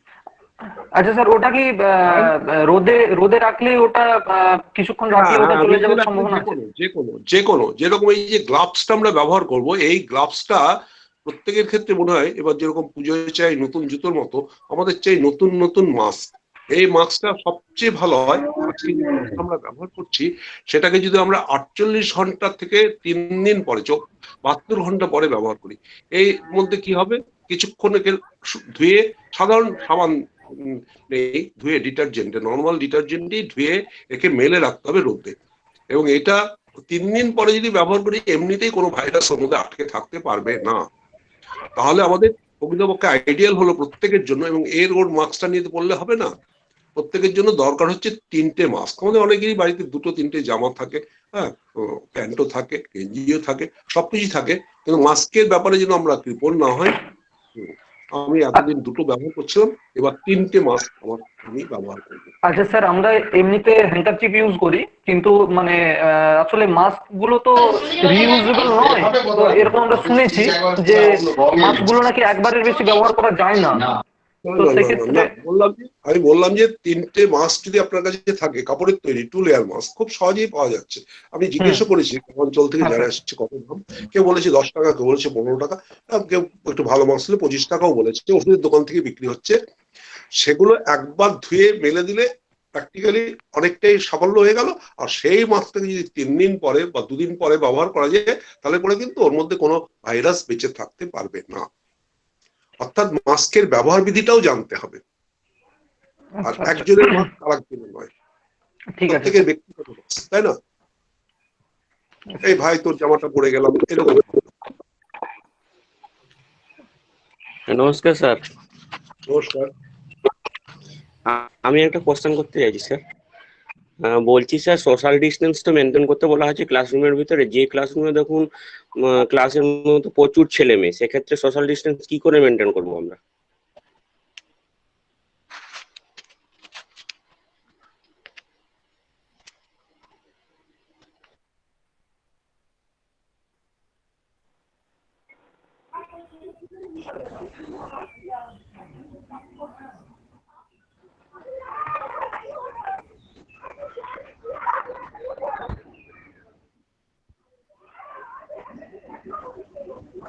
স্যার আপনার কথাটা মিউট হয়ে গেছে স্যার।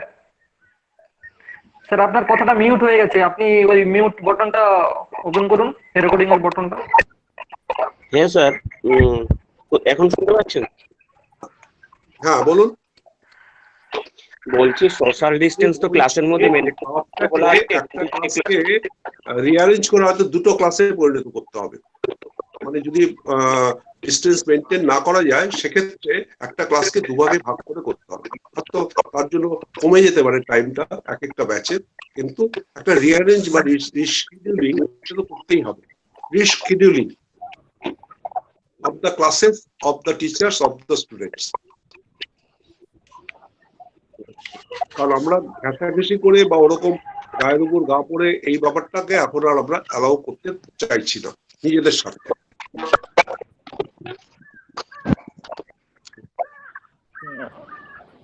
ঠিক আছে, আর কিছু প্রশ্ন থাকলে বলুন।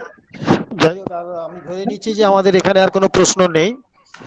আমরা পরবর্তীতে যেটা আমাদের সবাইকে কিছু বলার জন্য এবারে অনুরোধ করবো, যাতে এই জায়গাটা এটা কনক্লুশন টানার জন্য। চেয়ার একটা দিয়ে দেয়। তারপরে স্ট্যাটাস কিন্তু বিজনেস করবে এই কনফারেন্স এই সেমিনার আরো মিটিং অ্যাটেন্ড করতে হবে। ভগবান ভক্তরা কি যেমন করে ভালোবাসতে।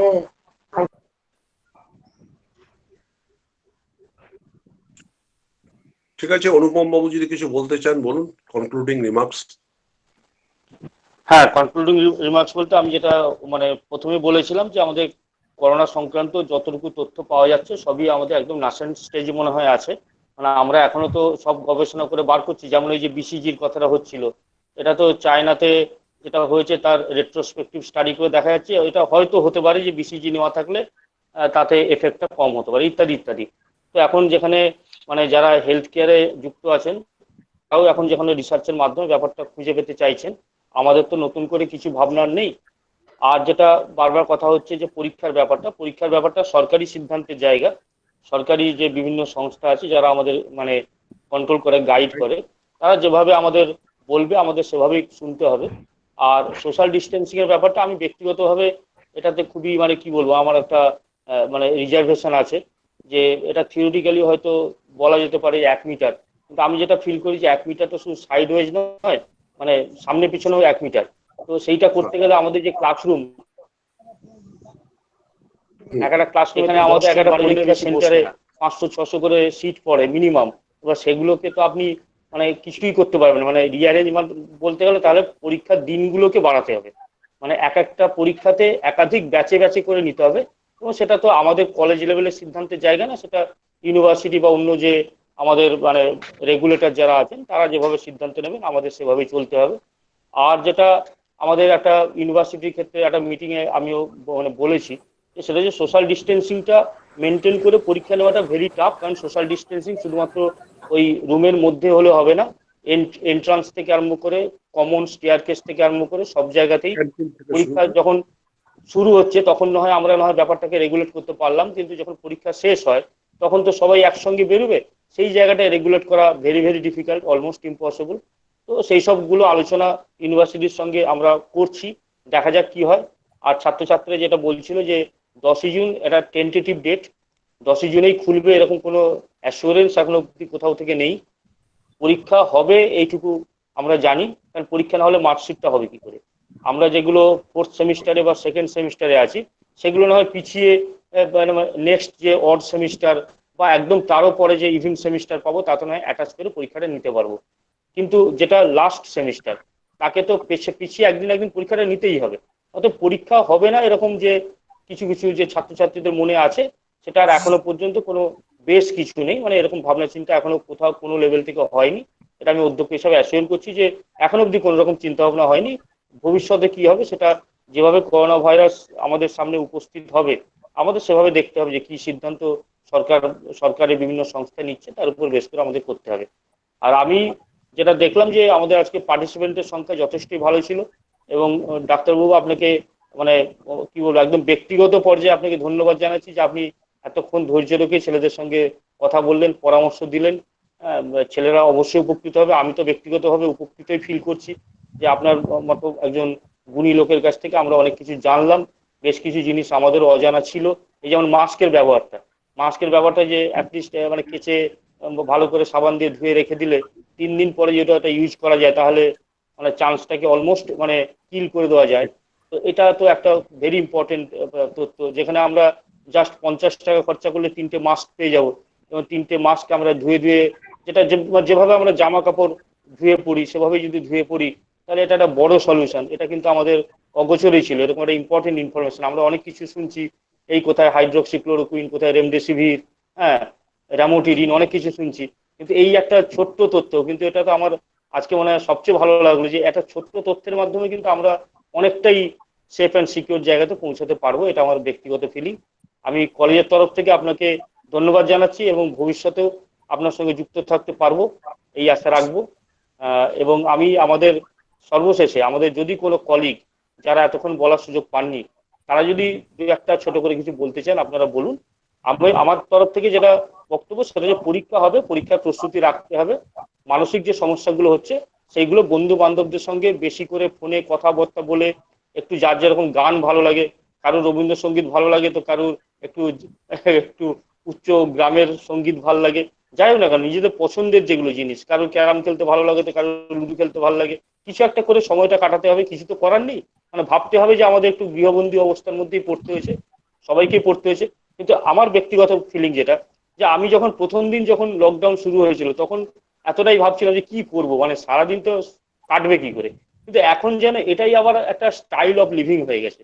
মানে এখন এটা তো অনেকটা হ্যাবিচুয়েটেড, যে ঠিক আছে মানে সকালবেলা উঠছি, কিছু একটা করছি যেটা তো আগে করতাম না, সেখানে কিছুটা সময় কাটাচ্ছি, তারপর একটু নিজের মতো করে পড়াশোনা, এখন আমাদের ই লার্নিং চলছে তাতে একটু ব্যস্ত থাকা, এটা আমি আমার মতো খুঁজে নিয়েছি, আমার অধ্যাপক বন্ধু বান্ধবরাও খুঁজে নিয়েছেন, তারা ই লার্নিং এর যে বিভিন্ন লেখাজোখাগুলো দিচ্ছেন, এইভাবে তারা সময়টা কাটাচ্ছেন।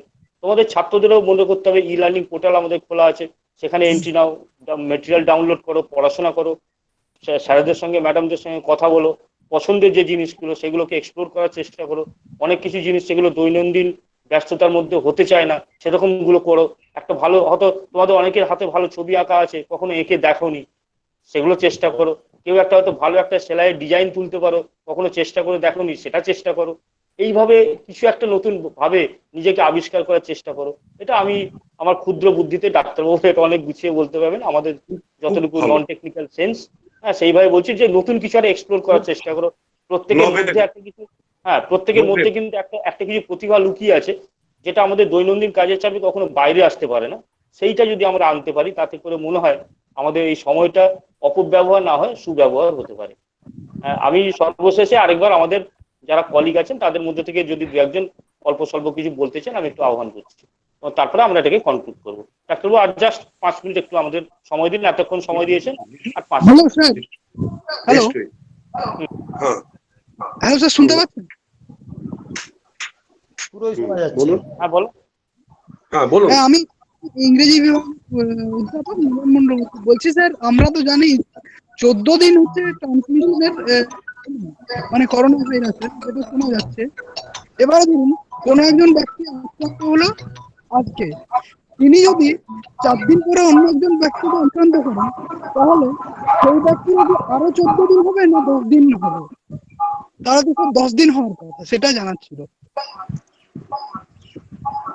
এটা এখনো সঠিকভাবে বোঝা যায়নি যে ইনকিউবেশন পিরিয়ডটা কত। কেউ কেউ বলেছে 16 থেকে 17তম দিনটা হচ্ছে সব থেকে ভালো দিন। হ্যাঁ, কিন্তু আফটার 3 উইকস অবধি, 3 সপ্তাহ পর্যন্ত এটা মানে ইনফেকশনটা বডিতে ঢুকবার পর ওর মানে ম্যানিফেস্টেশনটা হতে পারে। আবার কারোর কারোর ক্ষেত্রে 4-5 দিনের মাথায় ইট ভ্যারিজ। এটা ভ্যারিয়েবল ইনকিউবেশন পিরিয়ড, মানে এটা কন্ট্রাক্ট করবার পর ডিজিজটা এক্সপ্রেশন হওয়ার সময়টা আরেকটু মানে ভ্যারিয়েবল। তবে হ্যাঁ 2-3 সপ্তাহ, 2 সপ্তাহ থেকে 3 সপ্তাহটা হাই টাইম। 3 সপ্তাহ যদি কেউ কেটে যায় তখন কিন্তু তার শরীরে আর কোনোভাবেই আসবে না। আচ্ছা আচ্ছা, থ্যাংক ইউ। Okay, welcome. ঠিক আছে, আজকে আমরা অনেকক্ষণ সময় পেলাম ডাক্তারবাবুর কাছ থেকে। করোনার প্রকোপটা অত্যন্ত বেশি। হ্যাঁ করোনার, স্যার আমার কোশ্চেন করোনার প্রকোপটা তো এখন অত্যন্ত বেশি, তো ধরুন 3-4 মাসের মধ্যে যদি এই প্রকোপটা কমেও যায়, তারপরেও কি আমরা নর্মালি আগে যেভাবে যাতায়াত করতাম, মানে একটা মানসিক খোলামেলা ভাবে মিশতাম, সেই ভাবনাটা কি আর থাকবে না? তখনও এইরকম ভাবেই একটা বদ্ধ ভাবে আমাদেরকে কাটাতে হবে? না না না, মানসিক ভাবে খোলামেলা করতে কিন্তু কোনো অসুবিধা নেই। উনি যেটা বললেন যে ফোন করে ছবি এঁকে, মানসিক খোলামেলার, মানসিক দম বন্ধ করার কোনো কথা এখানে কেউ বলেনি। শুধু মানে সোশ্যাল ডিস্টেন্সিং, সামাজিক ডিস্টেন্সিং করেছে, মেন্টাল মানে স্যার এই প্রকোপটা কমে গেলেও তখনও কি মানে এই ধরুন মানে সোশ্যাল ডিস্টেন্সটা তখনও প্রচুর ভাবে মেইনটেইন করতে হবে? এই নিয়মবিধিগুলো এখন স্পোরেডিক ভাবে অল্প করে হতেই থাকবে। 3-4 মাস পরও 1 বছর পর্যন্ত আমাদের মানসিক ভাবে প্রস্তুত থাকতে হবে। 1 বছর বা 2 বছর আগামী আমরা এই নিয়মবিধিগুলো সঠিকভাবেই মেনে চলবো। এটা আমাদের কোনো ক্ষতি নেই। এতে সুবিধা হচ্ছে যে আমাদের অন্যান্য ভাইরাস ডিজিজ আসবে না। এই অন্য কাছ থেকে সর্দি কাশি টিউবারকুলোসিস কমে যাবে।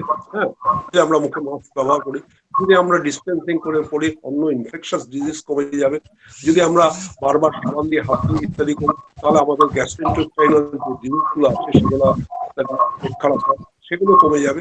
অর্থাৎ এর ভালো দিক আছে, এর খারাপ দিক নেই, শুধুমাত্র social distancing, but mental distancing নয়, মেন্টাল ভ্যালিটিং। তো আমার সবচেয়ে ভালো লাগলো অনুপম বাবুর একটা কথা, নভেল করোনা ভাইরাসে গেছে এই সময় আমরা একটা নভেল কিছু আবিষ্কার করি নিজের মধ্যে, একটা সত্য কিছু গুণ বা সত্য কিছু একটা হবি যেটা আমরা মানে করতে পারবো, এই সময় এক্সপ্লোর করতে পারি। এটা একটা খুব সুন্দর কথা আমার মনে হয়। Thank you sir. স্যার একটা কোশ্চেন ছিল।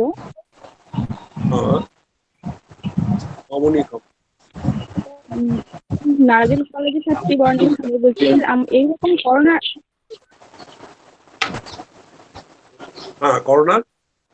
বলছি স্যার, এরকম সময় কিরকম খাওয়া দাওয়া করলে যে শরীর ঠিক থাকবে, যে এরকম মানে পরিবারের জন্য আমাদের জন্য মানে ভালো হবে? শুনুন, বাড়িতে যা খাওয়া দাওয়া হচ্ছে সেটাই হবে, পেট ভরে খেতে হবে, গরম গরম খেতে হবে, বাসি পচা করে খাওয়ার কথা নিশ্চয়ই আমরা বলবো না। তার সঙ্গে একটি সামান্য লেবু, পাতি লেবু হতে পারে, কমলা লেবু হতে পারে, যে কোনো ধরনের লেবু হতে পারে, বাতাবি লেবু হতে পারে, একটা সাইট্রাস ফুড যেটাকে আমরা বলি ভিটামিন সির উৎস, এমনকি আমলা বা আমলকি হতে পারে, তাতে rich source of vitamin C যদি আমরা খাই আমাদের প্রতিরোধ শক্তি বা ইমিউনিটিটা ভালো থাকবে। ইমিউনিটি যতক্ষণ ভালো থাকবে করোনা আমাদের কাবু করতে পারবে না, আমরা করোনাকে কাবু করতে পারবো। আচ্ছা স্যার, সবাই যে টিভিতে বলছে যে বারবার গরম জল, গরম দুধ, চা, মানে এগুলো কি মানে যতটা সম্ভব খাবারটা প্রস্তুত হলে গরম গরম খেয়ে নেওয়া উচিত, এটা স্বাস্থ্যসম্মত, এর মধ্যে কোনো অস্বাস্থ্যকর বিধি কিছু নেই। এই যে গরম জল খেতে বলছে, মানে ওর গরম জল কি খাওয়াটা মানে কতটা পরিমাণে খেলে ভালো? শুনুন, এই গরম জল খাওয়ার কারণটা বলছে থ্রোটটাকে ক্লিয়ার রাখার জন্য। থ্রোটটায় যদি কোনো ইনফেকশন বাসা না বাঁধে তাহলে আপনার করোনা ভাইরাস ভেতরে ঢুকতে পারছে না। ড্রপলেট ইনফেকশন তো নোজ আর থ্রোট দিয়ে ঢুকবে, সেই জন্য এই দুটো চ্যানেলকে পরিষ্কার রাখতে বলছে, এর বাইরে আর কিছু নেই। আপনার পক্ষে যতটা সম্ভব, আমি কি নিজে খাচ্ছি গরম জল সবসময় তা না, চাটা একটু বেশি খাচ্ছি, একবার গরম জল খাচ্ছি সকালে ঘুম থেকে উঠে, এই তো। কলেজ থেকে ডাক্তার হ্যাঁ, চাটা খান না, চা গরম চা তো খাওয়া যায়। কি বলছেন স্যার? স্যার করোনা নিয়ে কি বলছেন?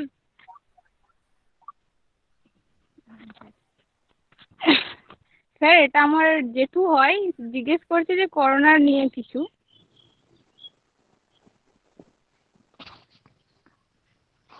হ্যাঁ, করোনা নিয়ে তো আমরা তো বলেছি, এতক্ষণ আলোচনা হয়েছে। এই মামুন খামুরি তুমি ছিলে তো গোটা আলোচনায়? স্যার আমার বর্ণালী খামরুই, কিন্তু ওটা আমার রিদ্ধি আছে। আচ্ছা ঠিক আছে, যেই হোক না কেন, আমাদের ছাত্রী যাই হোক না কেন, তো তুমি তাহলে একটু মানে বাড়িতে আলোচনা করে নেবে। আমাদের যেটা মেন বক্তব্য আজকে কলেজের তরফ থেকে বলা হচ্ছে যে পরীক্ষা ব্যবস্থা যেভাবে আছে ফাইনাল ইয়ার স্টুডেন্টদের জন্য আজ নয় কাল হবে, এবং সেক্ষেত্রে আমরা ছাত্রছাত্রীদের মানসিকভাবে কিভাবে সতেজ রাখতে পারি। আর একটা আমাদের যেটা বলা হচ্ছে যে আমাদের যে এখন যেটা সরকার থেকেও বলা হচ্ছে যে সোশ্যাল ডিস্টেন্সিং মেনটেন করতে হবে, মাস্ক বেরোলে মাস্ক পরে বেরোতে হবে, এবং খুব দরকার না পড়লে বেরোনো যাবে না। এইগুলো যেগুলো সরকারের তরফ থেকে বলা হয়েছে, ডাক্তারবাবু সেগুলোই বললেন। আর ডাক্তারবাবু কতগুলো নতুন নতুন কথা বললেন যেগুলো আমাদের জানা ছিল না। যেমন 1 নম্বর হচ্ছে কি যে মাস্কগুলো যদি ধুয়ে ধুয়ে পরা হয়, এবং 3 দিন অন্তর অন্তর যদি একটা করে মাস্ক পরা হয়, মাস্ক মানে যে দামি দামি মাস্ক ওই আমরা যেটা N95 বলছি ওরকম না পরলেও চলবে, হ্যাঁ, 2টো স্তরযুক্ত মাস্ক পরলেই চলবে। এইগুলো যেগুলো সাধারণভাবে আমরা করতে পারি, যার জন্য খুব বেশি পয়সা খরচ হবে না আপনাদের, সেরকম কিছু স্বাস্থ্যবিধি ডাক্তারবাবু বললেন, এবং মানসিকভাবে ছাত্রছাত্রীরা কিভাবে ভালো থাকবেন সেইটাই ডাক্তারবাবু আজকে আলোচনা করে দিলেন। ঠিক আছে, আচ্ছা, আমি মনে হয় যে আমরা মোটামুটি প্রোগ্রাম শেষ করার মতো অবস্থাতে চলে এসেছি। আমি সর্বশেষে আবার ডাক্তারবাবুকে ধন্যবাদ জানাচ্ছি, এবং আমি পরে আপনার সঙ্গে কথা বলে নেবো আবার। হ্যাঁ, তো আর আমার যারা আজকে যারা জয়েন করলেন ছাত্রছাত্রী এবং আমার অধ্যাপক অধ্যাপিকা যারা জয়েন করলেন, প্রত্যেককে আমি আমার তরফ থেকে আন্তরিকভাবে ধন্যবাদ জানাচ্ছি। এবং আমরা মানে একদিক দিয়ে আনন্দিত যে আমরা এরকম একটা প্রোগ্রাম করতে পারলাম, এবং একদিক দিয়ে আমরা এনরিচড হলাম যে ডাক্তারবাবুর কাছ থেকে আমরা অনেক কিছু শিখলাম, এবং আমরা যেগুলো ছাত্রদের মধ্যেও পরবর্তীকালে রিপিট করতে পারবো, যাতে করে আমরা তাদের আরো বেশি করে স্মরণ করে দিতে পারবো যে ডাক্তারবাবু আজকে যেগুলো বললেন সেগুলো কতটা ইম্পর্টেন্ট, সেগুলো আমরা ডাক্তারবাবুর তরফ থেকে বারবার করে ছেলেদের মধ্যে পৌঁছে দেওয়ার চেষ্টা করবো। আচ্ছা বরুণ বাবু, তাহলে আমরা ক্লোজ করতে পারি?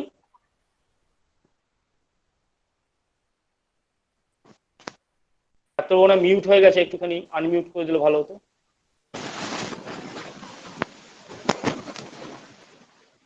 এবং সমস্ত ছাত্রছাত্রী, অধ্যাপক এবং অধ্যক্ষ এবং টেকনোলজিক্যাল অফিসার যিনি ছিলেন প্রত্যেককে আমার অন্তরের আন্তরিক ধন্যবাদ জানাচ্ছি। আমারও ভালো লাগছে যেরকম একটা অনুষ্ঠান আমরা করতে সক্ষম হলাম। এই বলে আমি শেষ করছি। এবং বরুণবাবু যদি কিছু বলতে চান বলতে পারেন।